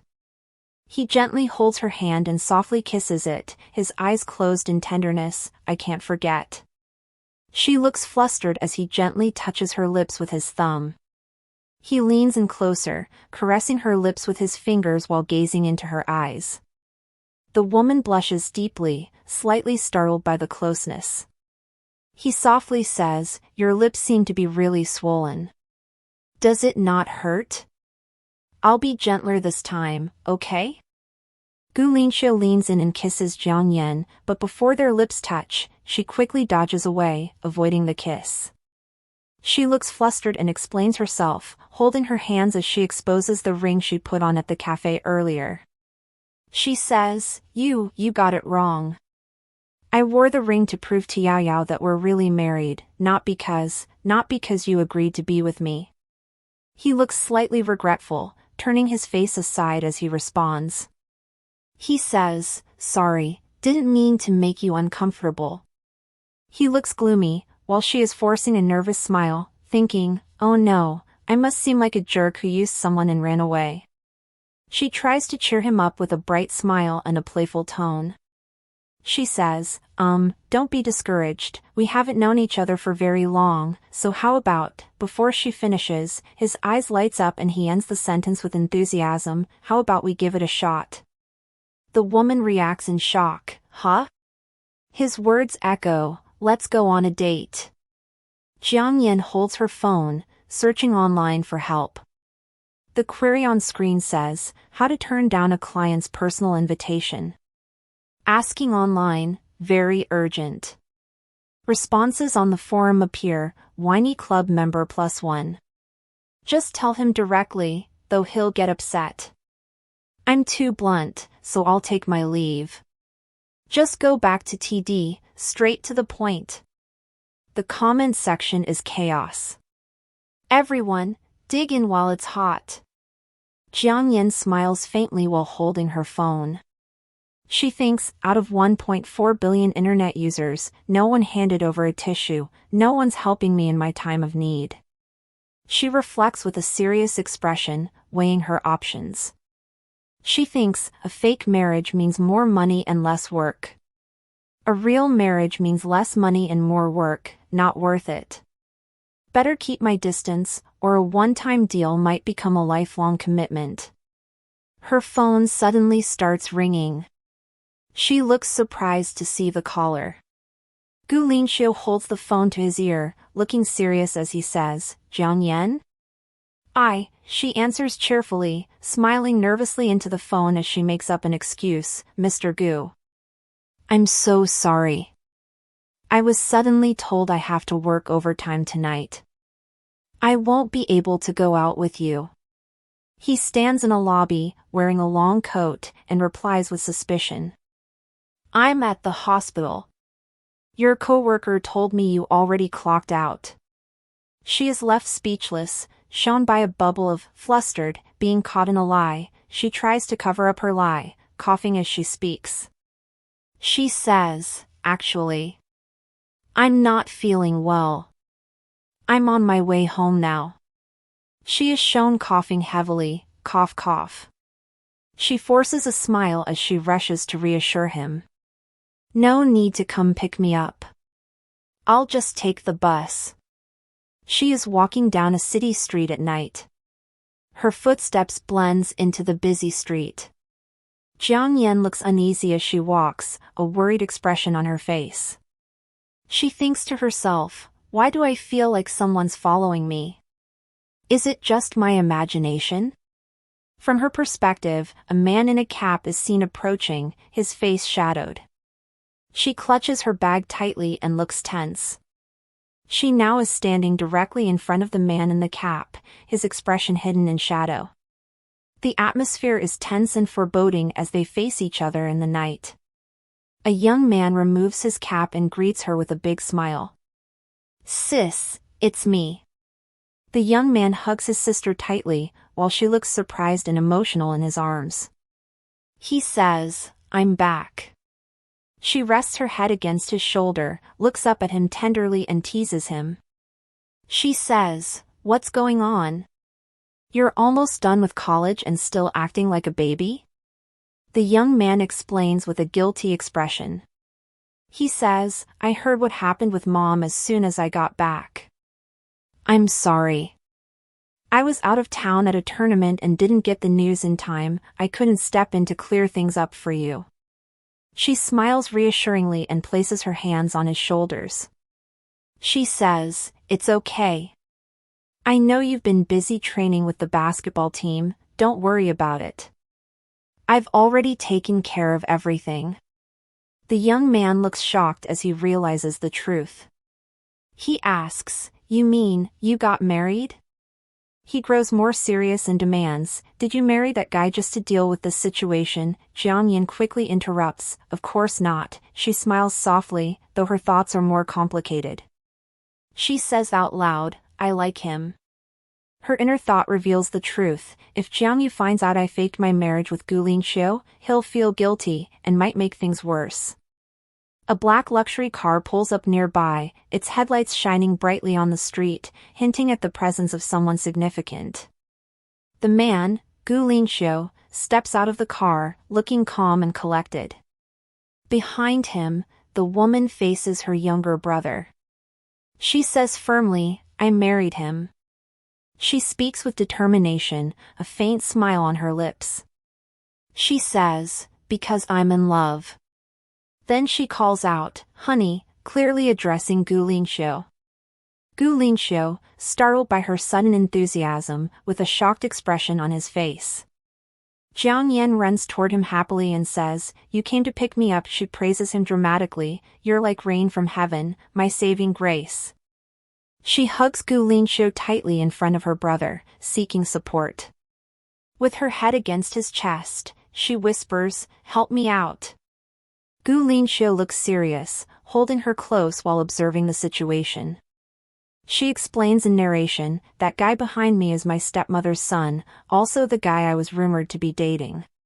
Gu Linxiu formally introduces himself to Jiang Yu. He says, hi, I'm Jiang Yan's husband, Gu Linxiu. The woman stands behind him with a nervous smile. Jiang Yu greets him politely with a smile, though with a hint of tension.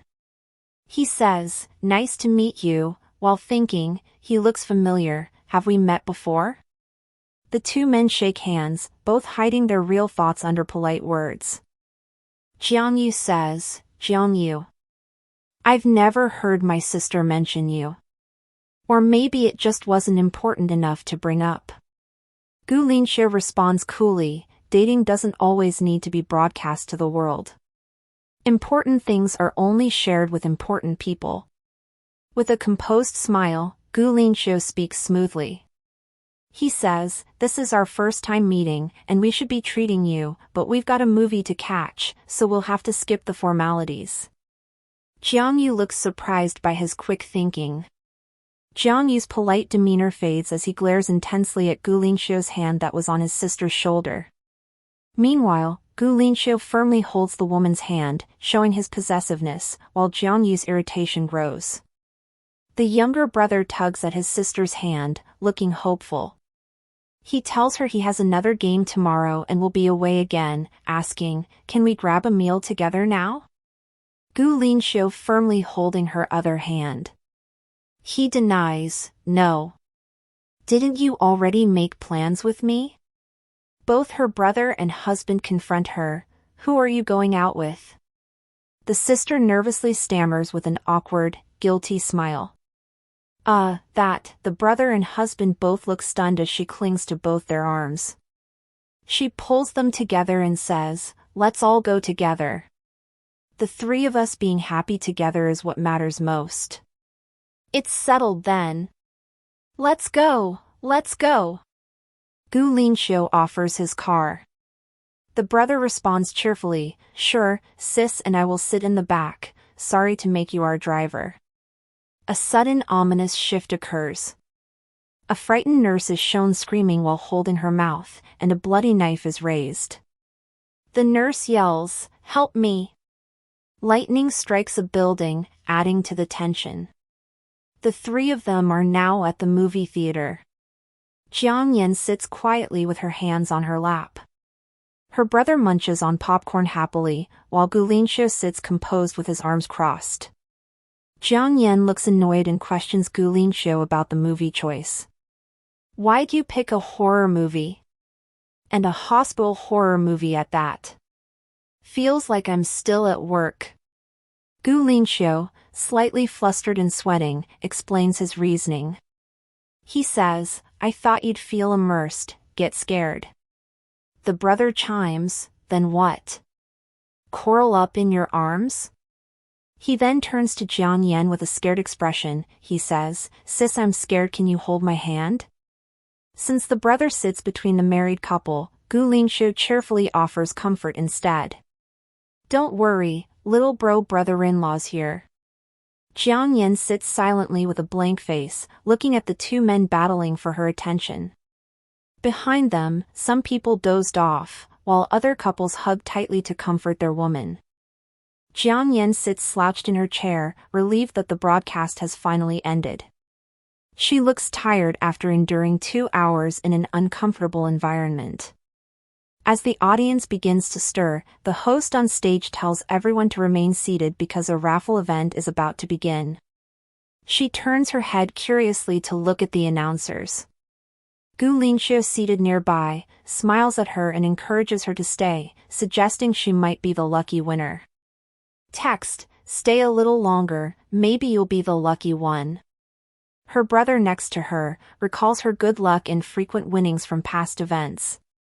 One time, she was the 8,888th customer of a store, winning a red envelope with 8,888 yuan.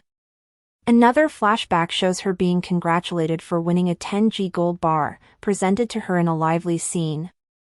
In another flashback, she happily holds multiple wrapped gifts while surrounded by flowers, having won items like a phone and lipstick.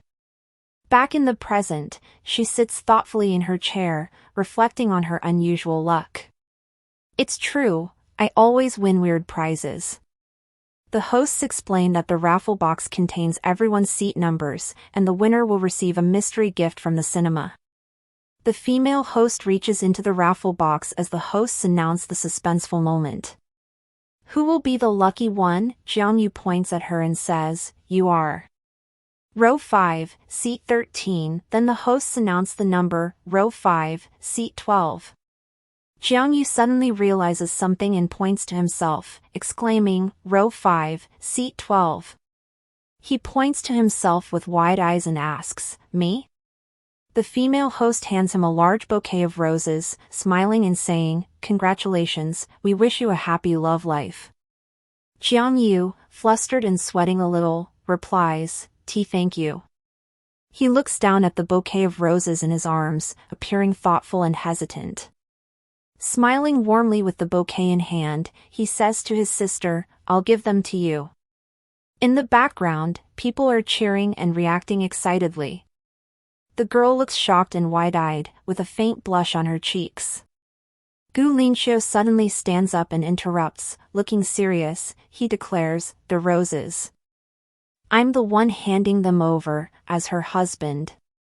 With a firm and composed expression, Gu Linxiu tells Jiang Yu, little brothers should give roses to the one they like. The female host says, "Ah, so he's her brother? Then let her husband give her the kiss," while the spectators chant, "Kiss, kiss, kiss."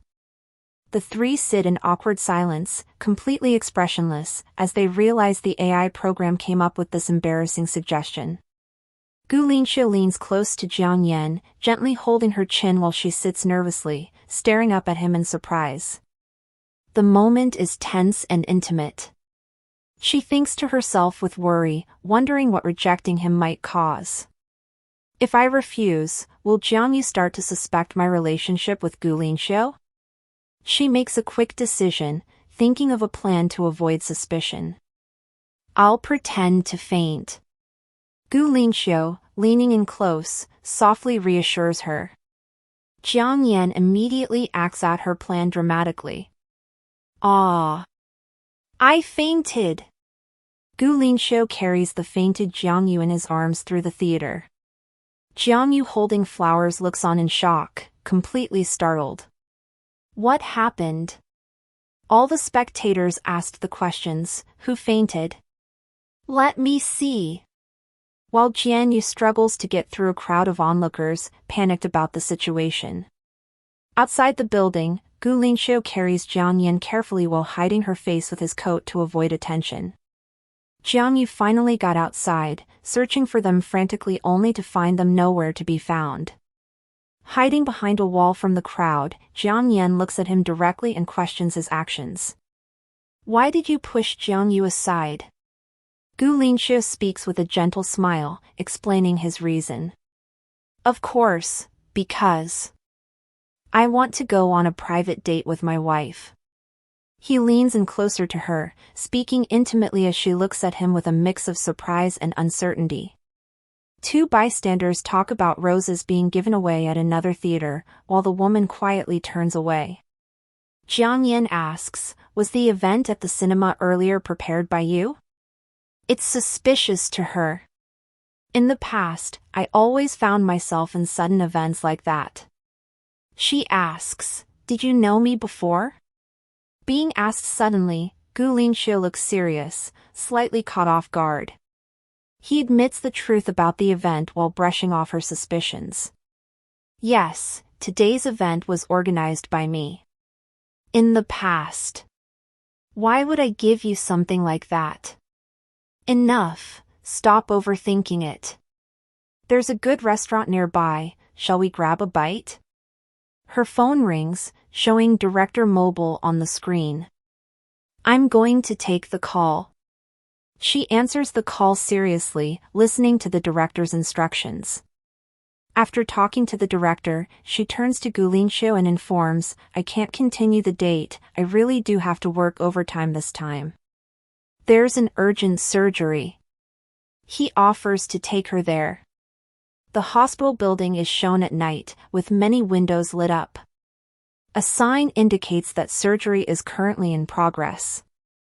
After Jiang Yu comes out of surgery, a nurse hands her a food container.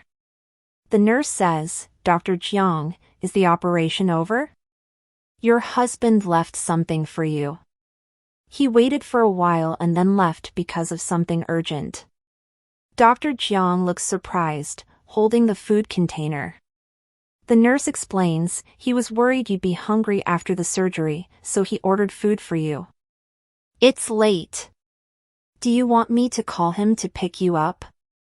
Dr. Jiang smiles gently, shaking her head. She replies, no, I don't want to bother him. I'll go back by myself. She walks alone at night through the city streets, carrying the food in her bag. Leaves blow in the wind as she wonders, was that the wind? She looks uneasy, hearing noises behind her. Or footsteps, she wonders. A bead of sweat runs down her face as she thinks, why do I have this chilling feeling of being watched? The perspective shifts to someone watching her from the bushes. Dr. Jiang continues walking, holding her arms tightly in unease. A shadowy figure approaches from behind, holding a knife that gleams under the streetlight. Sensing danger, Dr. Jiang turns her head quickly, fear in her eyes as the knife swings toward her. A masked man in a cap attacks her, shouting violently, you bitch, die. Jiang Yan, startled and frightened, holds the lunchbox in defense, ready to throw it. She yells, wait, calm down.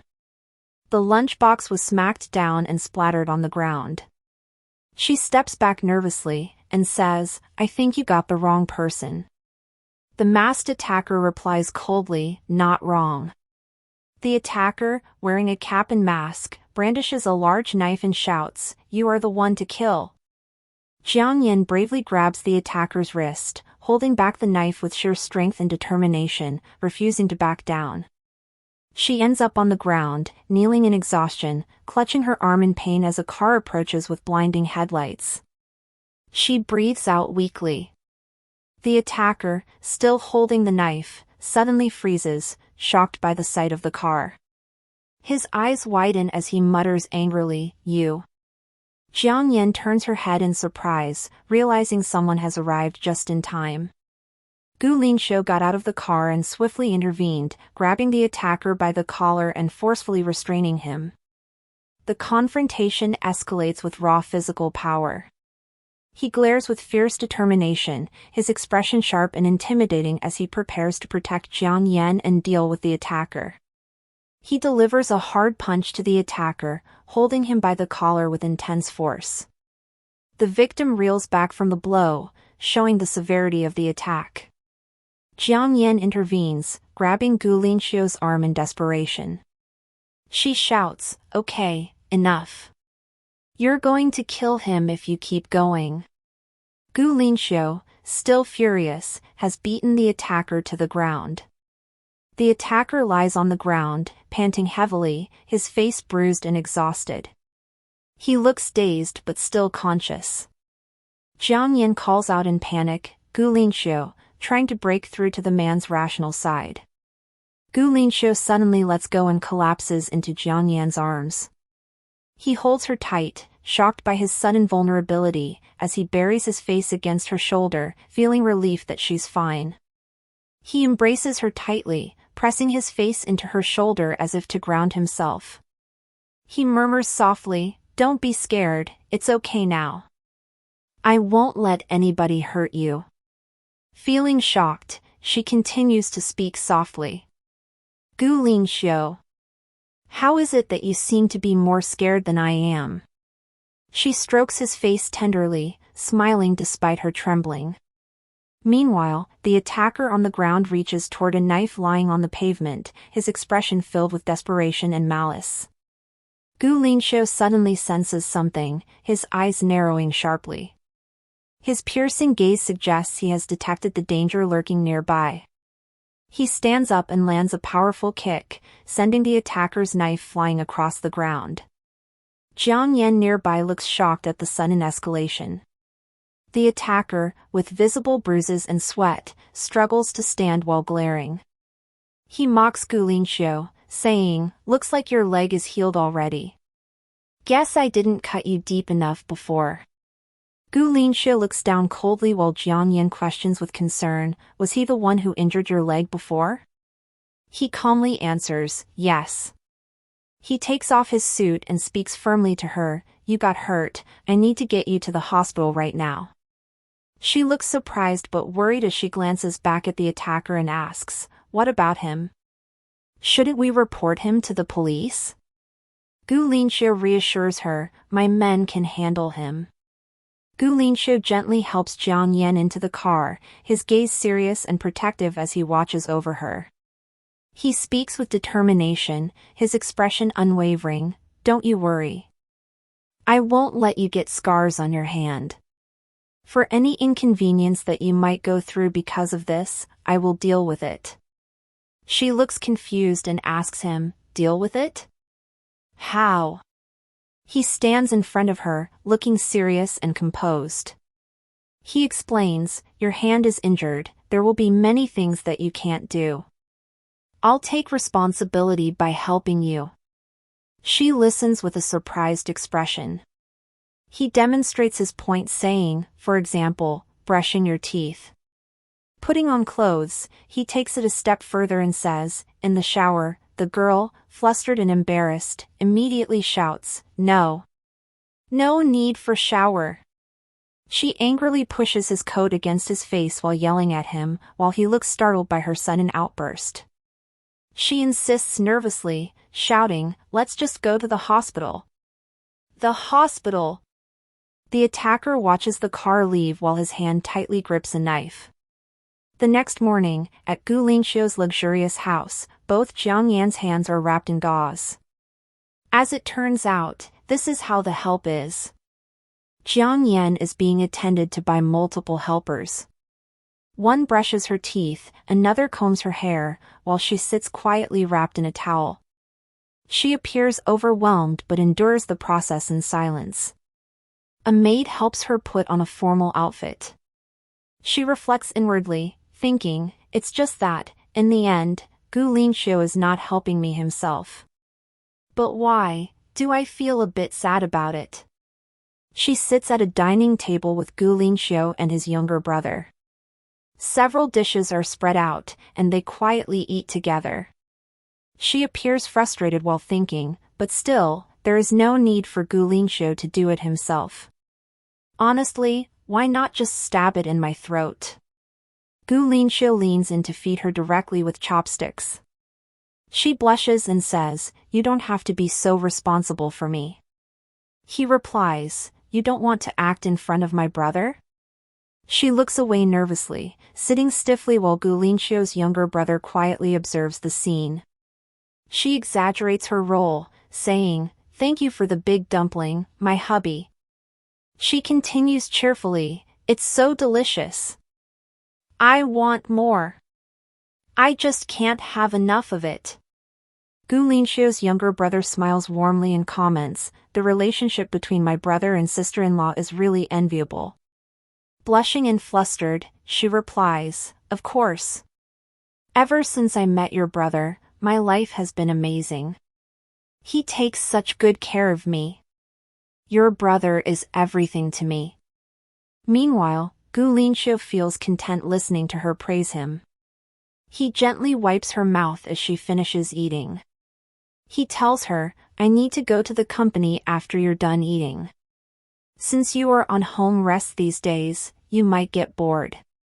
If you are bored, there's a study room at home, you can go there and pick some books to read." Jiang Yin quietly responds, The younger brother, Gu Linzi thought, the study room. It's very close to the audiovisual room. Should I bring a gift to you? After the meal, the servant guides her to the study. The study room door is open, my lady can simply go straight and find it. Jiang Yan happily replies, "Okay." She walks down a long, quiet hallway toward the study room. The atmosphere is elegant but tense as she continues moving forward. She stops and looks ahead curiously, wondering, is it that room?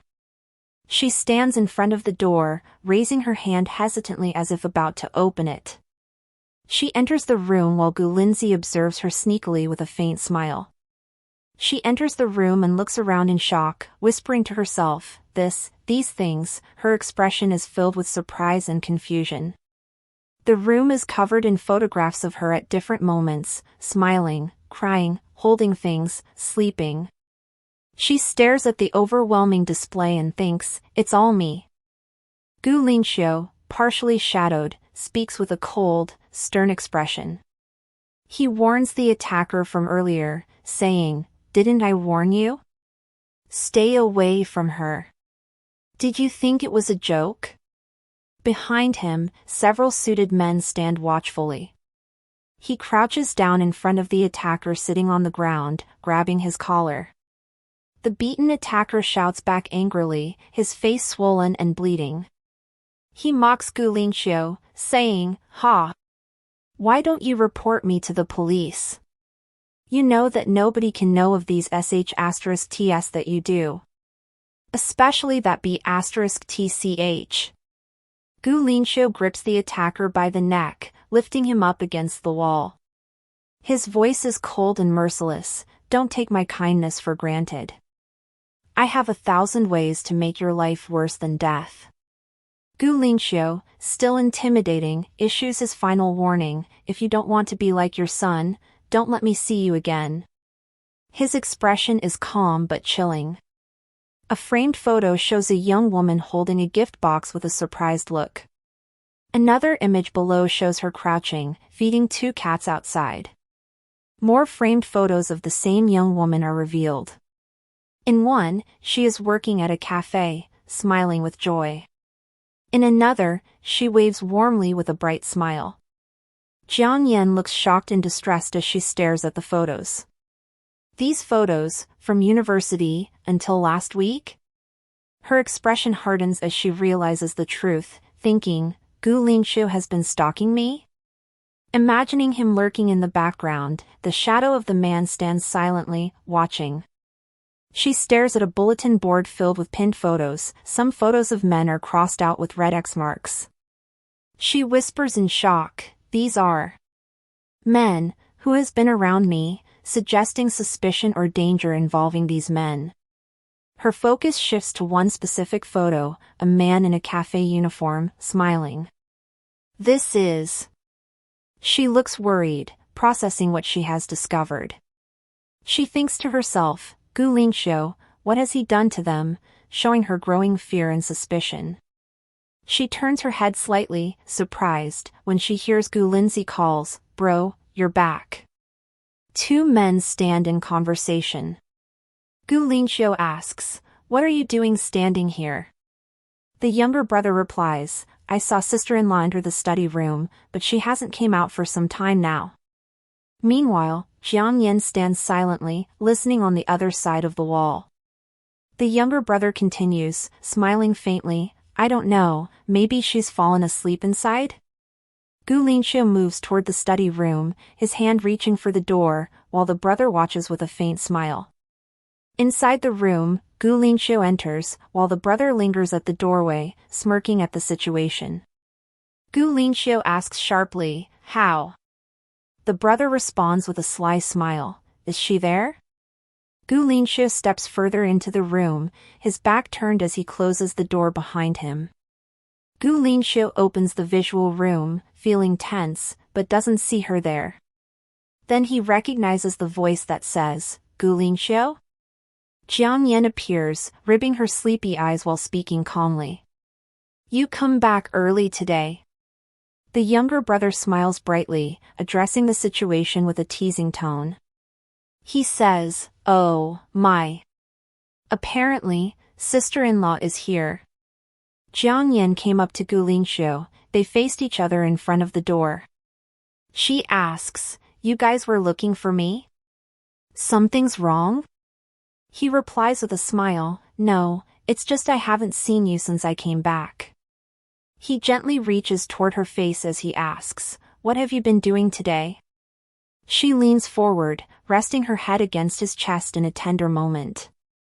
She answers softly, "I was a bit tired, so I took a nap." Gu Lingxiu looks uneasy as he realizes something. His inner thought reads, "She saw it." Jiang Yan, deep in thought, reflects, "It was obvious that Gu Linzi had led me to the audiovisual room. Is it a misunderstanding like last time?" She closes her eyes, determined. "I need to go look for my senior and find out." The scene shifts outside to a coffee shop. A voice excitedly says, "Try this out." A cup of coffee with latte art is served. Jiang Yan smiles warmly and praises him, "Well, just by looking at the impressive latte art, I know for sure you've improved a lot." She looks around the cafe, mentioning it's her first time visiting his new place. "By the way, this is the first time I visit Senior's new cafe. Honestly, I've been wondering. Your old cafe was near the campus and was always packed with customers. Why did you move when it was doing so well?" The man smiles while explaining his reasoning. "I had just graduated then and was trying to make a quick buck. Once I had saved enough to open up a bigger store, I naturally moved to a bigger place. Haven't seen you for so long. You come to ask me something?" She shows him a photo of a man on her phone and asks if he has seen him. The senior looks uncertain as he examines the phone. "Not that I recall." He forces a smile, trying to brush it off, and asks if the man is an old customer. "Ha ha ha. So many people come and go to the cafe every day, I might not remember him." The senior turns to clean up after some customers who have just left. She decides not to bother him any further, smiling politely as they part. The senior asks her to visit more often when she has time. Jiang Yan leaves while the senior watches her. The senior takes out his phone and makes a phone call to Mr. Gu. Gu Lingxiu is working inside a tall office building. He answers the call, holding the phone to his ear, seated at his desk with his computer in front of him. "Hello?" He continues his call while looking at the computer screen, which shows CCTV footage of the incident at the study and visual room at home. Hello? Mr. Gu, you said I should call you if Jiang Yan come to find me. She was here just now. Yes. What did you tell her? He asks what did the caller tell Jiang Yan. The caller responds, I said I don't know you, and she believed me. She left already, I suppose there are no problem, right? The caller gets caught red-handed by Jiang Yan. Gotcha! The senior is startled to find Jiang Yan standing behind him. She raises her finger to her lips, signaling him to stay quiet with a calm but firm expression. The cafe is closed for business. A hand pushes the door open. Inside the warmly lit cafe, Jiang Yan sits at a table with her bag placed beside her. The senior, wearing an apron, looks toward the entrance as Gu Linxiu enters. A pair of polished shoes step inside the cafe. Gu Linxiu walks over and stands next to Jiang Yan. He looks downward with a somber expression. Jiang Yan lifts her gaze and speaks softly, saying, You got here quickly. But everything I needed to know, I already know now. He reaches for her hand and asks quietly, Can we go home first? Jiang Yan reacts angrily, smacking his hand away. She shouts, You think I still dare go back with you? Her eyes burn with anger as she confronts him, Not only did you follow me, you even threatened the people around me. And telling them not to get close to me. Gu Linxiu's face is partly shadowed, giving a cold expression. He turns his sharp gaze to the cafe owner, demanding, Is that what he told you? The nervous worker stutters in fear, I. Jiang Yan angrily steps in front of the man in the apron, pointing at the suited man. She demands an explanation and accuses him directly. Why are you looking at him? Are you saying you didn't do those things? Gu Linxiu responds firmly, trying to calm her down. Yan, calm down. He's trying to provoke you, to make you defend him. All I did was give him money to move his shop. She is still doubtful, looks back with determination and challenges him. Then can you honestly say, just earlier, the senior admits his fear and explains why he stayed quiet. I didn't mean to keep it from you, I was really just afraid of him. He's capable of anything. Do you remember Sunming, the one who used to work part-time with you at my cafe? He was pressured so badly by him he ended up dropping out of school. She confronts him with frustration, asking, Why? Did we know each other before? If you liked me, you could have just told me directly. Why go to such lengths all these years? The man turns away silently, saying nothing. Gu Linxiu's lip presses together as he looks down with resignation. She softly says, I knew you wouldn't answer. Determined, she pulls herself away and declares, I'll investigate this on my own. He stands behind her, watching. As she begins to leave, he calls after her with urgency, Jiang Yan. The man's expression softens slightly, and tells her his thought with sincerity, I've never meant you any harm. She heads toward the door, pauses and says firmly, But you threatened the people around me. If something like this happens again, I won't let it slide. Don't follow me anymore. Then she left him standing alone in silence, his face shadowed, as her final words echo. She arrives at a tall apartment building. Fire escapes line the brick wall, and sunlight filters across the facade. Jiang Yan stands in front of a closed apartment door, holding a basket of fruit. Her posture suggests she is preparing to knock and visit someone. She knocks on the door, saying, Excuse me, is this Sunming's home? Her expression is polite but slightly cautious as she waits for a response. From behind, we see her facing the door. The shadow of a man begins to appear as the door starts to open, adding suspense. A man with short hair and a stern expression peers out from behind the door. His guarded look contrasts with the woman's polite demeanor. She looks surprised and thinks to herself, he looks familiar. Her wide eyes suggest recognition, though she can't immediately place him. Smiling warmly, the woman introduces herself while holding up the basket of fruit. She says, "Hello, I'm Sunming's classmate. Is he home?" The man remains silent, his expression unreadable. The man looks hesitant to respond. He finally replies, as he accepts the fruit basket. "He just stepped out. You can come in and wait for him." Still uncertain, she answers, "All right." Inside the apartment, the scene reveals a cluttered room filled with cardboard boxes and random items stacked up, suggesting disorganization or perhaps someone in the middle of moving or hoarding. Her gaze reflects seriousness and focus. She stands in front of a man holding a basket of groceries.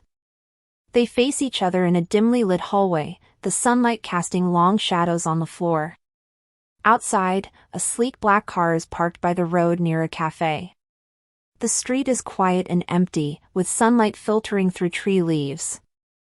A phone is shown ringing on the leather seat of the car. Gu Linxiu picks it up, and a guard reports, "President Gu, Madam went to visit Sunming's father." Gu Linxiu holds the phone to his ear, listening intently. His expression is tense and serious. The black car speeds off from its parking spot with a loud vroom, racing down the street in urgency. He rushes up the stairs quickly, his footsteps urgent. At the doorway, the basket of fruit is shown spilled on the floor, its contents scattered. He shouts in alarm, "Jiang Yan." His eyes widened, shocked. Then he sees Sunming's father kneeling on the floor, bound, while Jiang Yan sits calmly on a chair with her arms crossed. His bodyguard stands nervously beside her. The guard nervously says, "President Gu, by the time I got here, Madam had already taken him down." Jiang Yan remains calm while President Gu looks at her in surprise. Jiang Yan holds a black taser in her hand with determination. She says proudly, "I won't fall for the same trick twice." This shows her readiness and cautiousness after being tricked once before. She sets the taser down on the desk. Her words float over the scene, "You got here just in time." She holds a photograph in her hand and speaks to President Gu. She says, "I just got this photo from him. Care to explain what this is about?" Her expression is questioning, demanding clarification. The photograph is shown clearly. It depicts President Gu standing beside a cheerful young woman, who is her younger self. In the photo, she is smiling brightly, creating a strong contrast with her current serious demeanor. She looks shocked as she studies the photo. She says, "Is that me in the photo? Why are we standing together? Why don't I remember this at all?" Jiang Yan confronts Gu Linxiu, angrily holding up a photo and demanding answers. She shouts, "Why don't I have any memory of this?" He stays silent, his expression calm yet troubled. The tied-up and gagged man on the ground struggles to make muffled noises, MMPH. One of the bodyguards apologizes nervously, addressing the couple. He says, "Sorry, President Gu, Madam. I'll take him out right away." The restrained man continues to struggle with muffled noises, MMGH. Jiang Yan stops them, stating with determination, "No need. I actually have something to ask him." President Gu issues a calm order while walking away, "Go out and call the police." The bodyguard looks surprised but obeys as he continues holding the restrained man. She kneels to face the restrained man directly. She speaks with a firm tone, "I'm letting you go now. I hope you can calm down so we can talk properly. You secretly investigated me and Gu Linxiu, and even tried to kill us." She removes the tape from his mouth with a ripping sound. As she questions him, she says, "Was it because of your son, Sunming?" The man bursts out in rage after being freed. He yells furiously at her, "You shameless little tramp. You killed my son and now you're getting all lovey-dovey with your lover right in front of me?" Jiang Yan looks shocked as realization hits her. Her eyes widen as she mutters to herself, "Sunming is dead?" She looks shocked, while Gu Lingxiu calmly states his defense. "It wasn't me." An older man angrily shouts, blaming Gu Lingxiu, "Bullshit, it was you. My son was just messing around with that girl, and if you hadn't reported him to the school and ruined his reputation for this bitch," Gu Lingxiu responds firmly, correcting the older man's accusations. "Get your facts straight." Sunming was expelled for sexually harassing a female classmate. He couldn't handle the pressure and took his own life. As far as I know, it was your indulgence and twisted parenting that led him down this path. You're the one who killed him. Now you're going around seeking revenge, pretending to be a grieving father fighting for justice. Who are you trying to fool? The older man stutters, shaken by the confrontation. "And not me," the older man loses control, yelling desperately while pointing blame. "How could it be me? How could it possibly be me? It was clearly you, yes. It was you all. How could I be the one at fault? I'm his father." In a tender moment, Gu Lingxiu suddenly reaches out and holds Jiang Yan's hand. She looks surprised by the gesture. He firmly tells the older man not to use the word father to justify vile actions, calling it disgusting. He holds Jiang Yan's hand and leads her away as she looks surprised and concerned.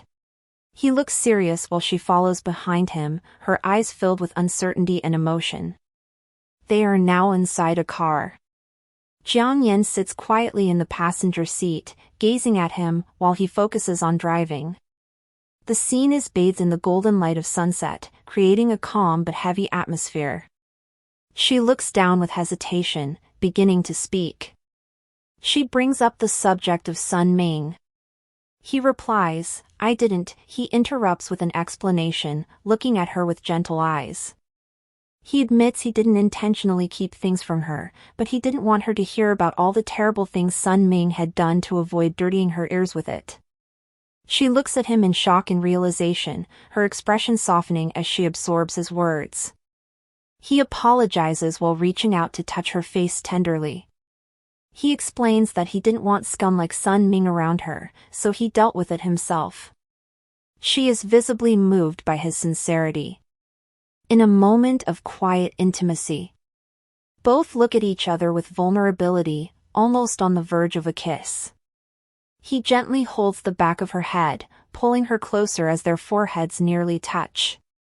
He says, "What do you think we used to be?" Jiang Yan looks flustered and emotional, her heart racing as she exclaims, "How would I know?" The man gazes at her intensely, his expression unreadable, as the moment between them grows more charged. Without hesitation, he leans in and kisses her passionately, pouring his heart out to her in that kiss. Her eyes widen in surprise, her hand resting against his chest as she feels the intensity of the moment.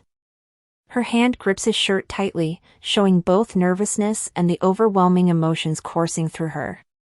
Then, in a tender moment, their hands intertwine, fingers locking together. He gently holds her close, his lips hovering near hers as he speaks. "Then how about this? What do you think we used to be?" Jiang Yan looks at him with conflicted emotions, her cheeks tinged with red. He leans closer, holding her hand as he repeats softly, "What do you think we used to be?" Flustered and embarrassed, she shouts back, "You had a crush on me." He smirks and says, still stubborn. He reaches toward her, causing her to panic and blush deeply. She exclaims, "Hey, where are you touching?" Her embarrassment contrasts with his calm demeanor. Unbothered, he explains, "Relax, I'm just reaching for this." His expression is serious yet gentle as he clarifies his action. She looks surprised and confused as she asks, "What?" He holds a ring in his hand and reminds her, "Didn't you ask before if this ring belonged to my ex-girlfriend?" He gently slips the ring onto her finger, his words filled with sincerity. It's always belonged to you, only you. Jiang Yan looks surprised and troubled, her expression filled with confusion as she says, but why don't I remember anything? Gu Linxiu's expression is heavy with seriousness as he begins to reveal the truth. Because. Flashback, a young Jiang Yan lies in a hospital bed with a bandage around her head, gazing quietly out of the window at the bright sky and green leaves. The mood is calm but somber, suggesting she lost in memories. The doctor is speaking to Gu Linxiu in the hospital corridor. Unfortunately, Miss Jiang witnessed her father's death with her own eyes. The trauma was so severe. Her brain might have selectively blocked certain memories. Especially ones that could be emotionally painful. In the background, Gu Linxiu looks at her with concern. Inside the car, Jiang Yan turns to Gu Linxiu and questions emotionally, so you're saying? After my father died, I developed PTSD, and besides forgetting the car accident, I also forgot you? Then why didn't you just come to me and explain that I lost my memory? He looks conflicted, replying with a heavy tone, what was I supposed to say? Hey, I'm actually your boyfriend, but you forgot everything about us because it was too painful for you? Their hands touch gently in the car. He pleads, Jiang Yan, please, stop asking. Let the past stay in the past. Can't we just start over? Overcome with emotion, he leans forward and presses his forehead against Jiang Yan's, a gesture of vulnerability and longing. She looks surprised but doesn't pull away. Jiang Yan humor herself, did he just gently rest his head on my shoulder? Wait, is he about to cry? Should I comfort him or something? Meanwhile, he snuggles against her. Their moment was interrupted by an incoming phone call. She pops up again, showing surprise at the sudden interruption. Jiang Yan picks up the phone while Gu Linxiu sits up. He asks, a call from the hospital? She looks at the screen and responds, wait. It's from Jiang Yu. She answers her phone, saying hello. Gu Linxiu beside her looks surprised and thinks to himself, what a coincidence. Him again. She looks serious as she holds the phone. She turns to Gu Linxiu and asks, can you take me to the hospital? Jiang Yu had an accident. Outside, he watches her worriedly as she rushes ahead. He tells her, don't rush. Walk slowly. Be careful not to fall. She stops and turns around, her hair and skirt flowing with the light breeze. She calls out, Gu Linxiu, in a soft but firm voice. Looking at him directly, she speaks with resolve, let's just let the past go. From now on, don't ever lie to me or keep things from me again. Gu Linxiu smiles gently and replies, okay. He stands in the golden light, hands in his pockets, and thinks, as long as you. His hand grips his phone tightly, and his thought continues, as long as you're willing. He lifts the phone to his lips and silently adds, to stay by my side forever. Gu Linxiu, now in a darker setting, speaks coldly into the phone, if you've got something to say, make it quick. The voice on the other end says, she knows. Then adds, I want to see you. Jiang Yan steps into the room and gasps in surprise, Jiang Yu. The hospital room where Jiang Yu is lying in a bed, surrounded by reporters and a few other people. She looks toward the scene as the reporters prepare their equipment. A reporter approaches her and asks questions. Excuse me, are you Miss Jiang Yan? Miss Jiang Yan, we understand you once trended online due to emotional conflicts with your younger brother Jiang Yu. Would you mind explaining? Another reporter continues questioning her, pressing about her public image. Jiang Yan looks tense. The reporter asks, what's your response to the public criticism from netizens? Overwhelmed, Jiang Yan couldn't answer any. She looks serious as someone calls out her name loudly. Jiang Yan. Her stepmother, standing confidently with her arms crossed, speaks to Jiang Yan while smiling faintly. Xiao Yu injured his leg in this national competition. The reporters came specifically to cover his achievement as an honored athlete. Be polite. The woman continues with a stern tone, warning Jiang Yan. The stepmother orders, answer properly, don't bring more trouble to Xiao Yu. Jiang Yan lowers her gaze, but a faint smirk crosses her lips. Heh.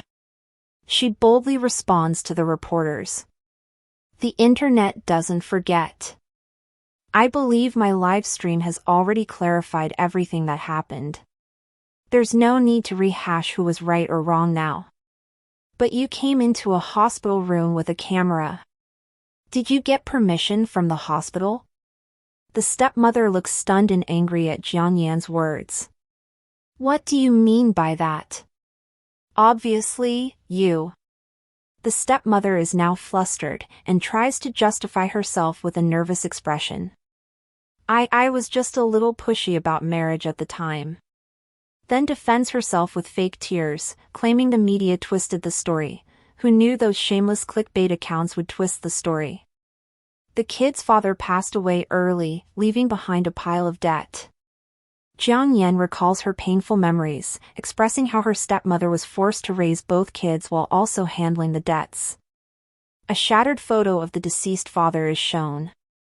She remembers bitter words her stepmother scolds her for. Who are you trying to annoy by displaying the memorial photo in the living room? Who wants to look at that face every day when he's dead and left us so much debt? Her stepmother angrily points at her, shouting, I'm telling you, as his biological daughter, you will pay the compensation from the accident. Don't say you just started college and have no money. Go get a job, sell yourself for all I care. It's not my problem. The young Jiang Yan argues back, saying the apartment was bought with her father's savings, so she will sell it to pay the debt. But the mother protests, the deed has my name on it. I'm not dead yet. What right do you have to sell it? Where would Xiao Yu and I live then? Now your father's dead and you want to throw us out. The stepmother clutches her chest in outrage as apples fall scattered across the floor. She yells at Jiang Yan, you little brat, how can you be so cruel? Jiang Yan begins to cry, her face filled with pain and sorrow. A boy rushes in angrily, defending his sister, but his sister cries silently. Mom! How could you treat big sister like that? She's our family. Father Jiang raised me all these years. We should share the debt together. The stepmother points out, share it? You just started middle school this year. I can't even afford it. Even playing mahjong barely covers your school expenses. The young Jiang Yu, looking determined, clutches his chest as he speaks about taking responsibility. Then I'll drop out and work. I'll pay this debt. Papa Jiang is gone now. He takes his sister Jiang Yan's hand and vows, from now on, I'll protect big sis. That was back then. And then, at the hospital, he takes her hand as the same thing. He smiles warmly, looking calm and sincere in the gentle light. The stepmother suddenly interrupts sharply, looking stern and angry. That's enough. Jiang Yu continues to defend his sister while confronting his mother. Back then, it was big sister who paid off the compensation by working while studying. Mom, you didn't even pay a single cent of her college tuition.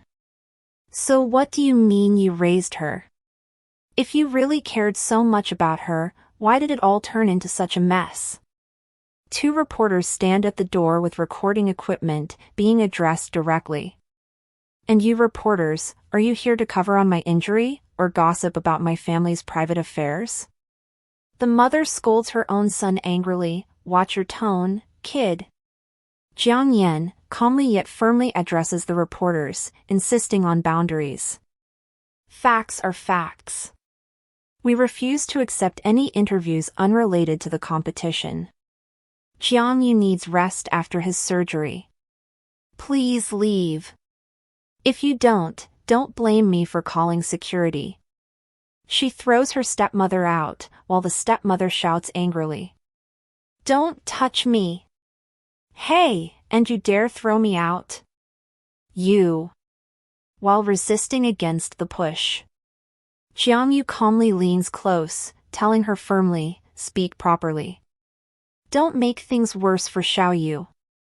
The stepmother shouts, you, but Jiang Yan shuts the door in her face, bam. She exhales in relief, thinking to herself, finally gone. As she rests her hand against the closed door. Suddenly, Jiangyu calls out softly, big sis. Are you okay? Jiangyu lowers his gaze slightly, speaking regretfully. He says, back then, the doctor said not to bring up father's death too often. It might trigger you, but my mom. I'm sorry. She gently reaches out her hand toward his head, her expression soft. She places her hand comfortingly on his head and says kindly, you don't need to apologize. The young man looks up at her with a quiet expression. He blushes slightly as he whispers softly, sis. Jiang Yan hesitates before asking a delicate question. She looks concerned as she says, oh, right. I wanted to ask you something. Did I have a boyfriend before father passed away? She suddenly hears a noise outside and looks startled. Thoughts cross her mind, what's that sound? Could someone be eavesdropping? She quickly opens the door with a swift motion, trying to catch whoever might be listening. Standing outside is Gu Lingxiu, looking surprised. He was just about to reach out to turn the doorknob. Gu Lingxiu? You didn't leave yet? Gu Lingxiu smiles warmly and responds, nope, I was planning to wait for you. Is your brother okay? Jiang Yan reassures him with a gentle smile. Nothing serious, he'll just need some time for rehab. Some things, if you're not careful, can affect your whole future. I have a contact for a top orthopedic specialist overseas. I can help arrange treatment abroad if you'd like. She beams at the suggestion and says, that would be great. Xiaoyu, if there's a better doctor, it's worth it to be safe. Her brother, though hesitant, replies, I'll think about it. Gu Lingxiu leans in closer to her, his tone protective and gentle. He asks, now that everything's settled, can we go home? She looks slightly flustered by his closeness. Her brother glares at Gu Lingxiu with frustration while the pair blush and look awkwardly embarrassed. Back at Gu Lingxiu's mansion, the house glows warmly against the night sky. Gu Lingxiu breaks the awkward silence by clearing his throat and says, when I came to get you from the hospital room just now, I saw someone passing by and looking in. She looks at him in surprise. He continues, warning her, your scandal with him hasn't died down yet. It's best if you two don't get too close, just in case something starts up again. Jiang Yan smiles slightly, teasing him with the words, you held it in this long and now you finally say it, huh? She steps closer, pointing at him playfully. She says, that sneaky person peeking into the hospital room, was you, right? Mr. Jealous Gu? She repeats in a teasing tone, still pointing at him, Mr. Jealous Gu, while he looks taken aback.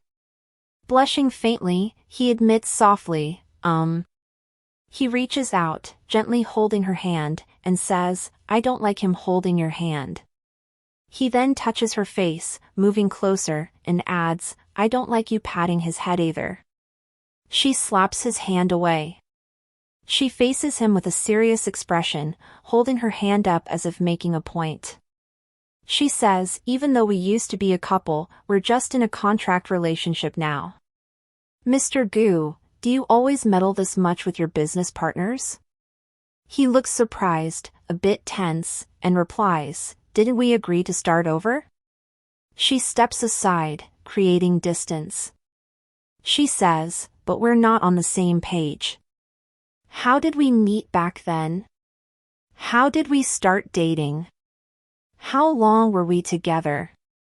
What did we go through? I don't know any of it. Ugh. Gu Linxiu moves closer to her, pinning her on the counter. He leans in very close, face to face with her, and says firmly, "You used to work part-time as Gu Lindsay's private tutor." That answers your first question. She looks startled and blushes at the closeness. He lowers his face while staying near her lips. He says, "As for the rest, I'll give you one answer a day." She appears flustered but entranced. Their faces are extremely close as he whispers, "Miss Jiang, the clever and curious one." Jiang Yan grips his shirt tightly, conflicted, and protests, "Stop, someone's here."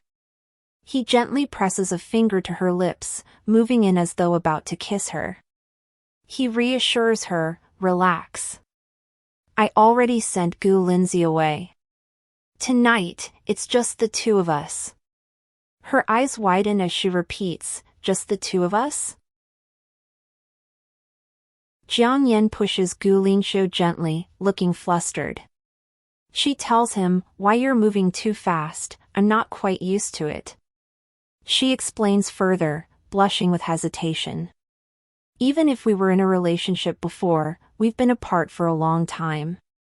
Right now, Before she can finish, he interrupts softly, "Shoo." He covers her lips with his palm as he leans down and kisses the back of his hand, while she stares at him wide-eyed, blushing deeply. He holds her face tenderly and reassures her, saying, "I'll keep waiting until you're ready to accept me." She looks at him in surprise, her eyes filled with emotion. Jiang Yan, overwhelmed, takes a step back, lowering her head with a flushed face. Blushing even harder, she gathers her courage and says, I still have a question." Gu Linxiu, curious, reacts with a questioning look.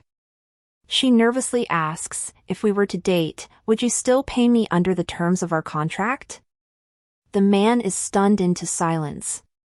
He places his hand gently on her head and answers, "I'd pay you more, not less.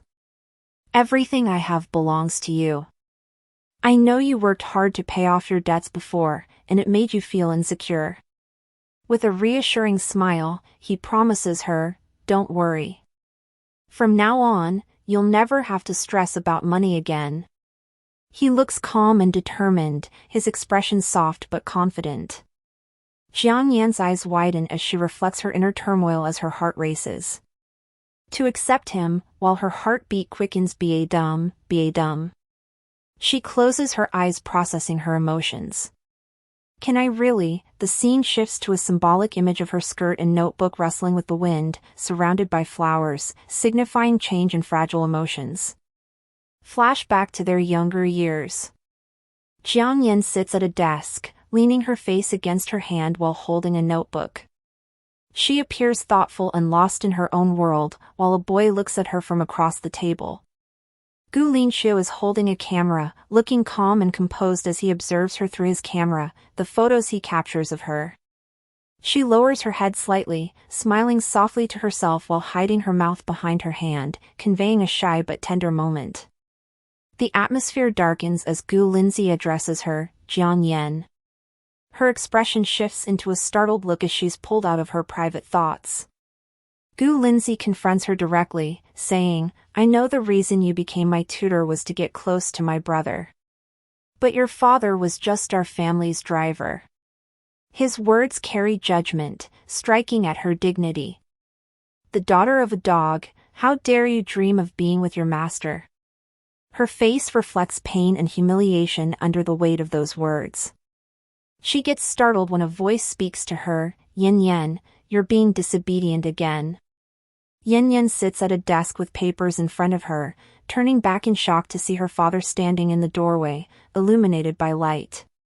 He appears authoritative and stern. Yin Yan looks shocked and frightened as she recognizes him, exclaiming, "Father? Why are you?" Her father angrily grabs her by the shoulders, leaning over her with a stern expression. He shouts, "Did you forget what I told you? Stay away from Gu Linxiu. He'll be the death of you." He'll get both of us killed. Jiang Yan gets shaken by her father's warning that it jolts her awake. In the present, Jiang Yan is lying in bed, held tightly by Gu Lingxiu.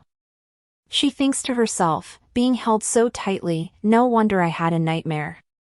She struggles repeatedly against the tight embrace of Gu Lingxiu while in bed.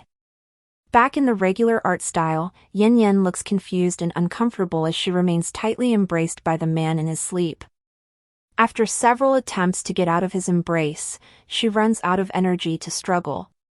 She closes her eyes and seems to give in to the situation. She whispers to herself, "Forget it," while being held. Once she calms down, Gu Lingxiu, who is embracing her, opens his eyes. He was awake the whole time she was struggling, thus she couldn't get out of his embrace. At another large house at night. A loud thwack sound is heard from inside. A voice angrily says, "All this time, and you still couldn't get rid of that woman." Gu Lindsay is kneeling on the floor, being struck repeatedly. The sound thwack echoes multiple times. A voice scolds him harshly, "You can't even handle a simple task. Shouldn't you be punished?" He is shirtless with his hands bound behind him, kneeling on the floor. Behind him, his father raises a whip to strike again, showing dominance and aggression. The whip lashes across his bare back with a harsh thwack sound. The abuser spits cruel words, "A bastard like you." Gu Lindsay winces in pain, sweat dripping down his face. He is insulted further as the abuser yells, "Completely useless." The whip snaps harshly across his skin with a loud snap sound, leaving visible marks and intensifying his suffering. Gu Lindsay kneels weakly, his body trembling and marked with wounds. His abuser father yells, "Go crawl back to your brother." His defeated posture shows both physical pain and humiliation. He picks up his shirt from the floor. He struggles to his feet unsteadily, shown staggering while holding himself upright. He walks towards the door while slipping his shirt on, looking tense and brooding. His hand grips the door handle, and in the background, his father sits calmly, creating a stark contrast in atmosphere. Gu Lindsay walks forward, partially illuminated by moonlight through the window. He clenches his arm and mutters bitterly, "If bastard is so useless," showing resentment and frustration. His expression twists with pain and suppressed emotion. Sweat beads on his face as he questions, "Then why did you even have me?" Revealing a deeply rooted wound. Gu Lingxiu, in a white shirt, appearing composed and refined, is standing quietly with an ointment tube in hand. His presence radiates authority and calmness in stark contrast to the turmoil of the younger brother. The older brother looks forward with a faint expression, holding the ointment tube between his fingers. His calm demeanor hints at familiarity with the younger man's pain. The younger brother smiles faintly, as he begins to speed forward. "Bro, you came to bring me medicine again, did you?" The younger brother stands under the faint glow of light filtering through the curtains, his expression distant and empty. What he saw was his hallucination. His older brother was nowhere to be found. A bitter smile spreads across his lips as he mutters, "Heh, now even you don't care about me anymore." His voice reflects despair and betrayal. A phone vibrates in his pocket, buzz buzz. His hand instinctively reaches down to retrieve it, breaking the heavy silence in the room. He pulls out the phone, staring at it with a conflicted expression under the pale moonlight. The shadow of the curtain cuts across his face, intensifying the weight of his emotions. Inside a warmly lit bar, a tall man is shown holding a drink glass, his face partially hidden by the dim light. At the entrance of the bar, where a young man with reddish hair and a hoodie walks in. The club is lively with patrons around, and the focus is on him as he makes his way forward, clearly being looked at by others. At the bar, a bartender addresses the young man respectfully, saying, "Young Master Gu, Miss Yao is drunk and refusing to leave. We had no choice but to call you." Gu Lindsay listens, glancing toward the drunken woman slouched nearby. He approaches the woman with the bartender's help. He says, "Got it. Give me a hand." Together, they try to lift the intoxicated woman from her seat. The drunk woman resists loudly, thrashing around with flushed cheeks. She yells, "Who dares touch me? I'm not leaving, I want to drink more." Gu Lindsay firmly responds, "It's me. Dummy." She looks startled but still intoxicated. The woman suddenly leans against him, her hand clutching his shoulder. He winces slightly from the sudden closeness as she clings to him. Blushing heavily, the woman peers up at him closely and murmurs, "Gulinza?" Her intoxicated gaze shows recognition as she connects his presence. She grabs his face with both hands, leaning in desperately, and slurs, "Linza, Gulinza, why doesn't your brother like me?" She looks fragile and vulnerable, her words dripping with sorrow. Still holding him tightly, she confesses through tears, "You said he liked long hair, I even wore a wig for him. Why won't he still look at me?" Her pain is laid bare in her drunken state as he listens quietly. He embraces her while whispering reassuringly, "Once I get rid of that woman, he'll finally see you." She looks up, surprised, and asks, "Really?" He replies softly, "MHM. I promise. I'll make sure you marry him, just like I promised when we were kids. I'll make it all come true."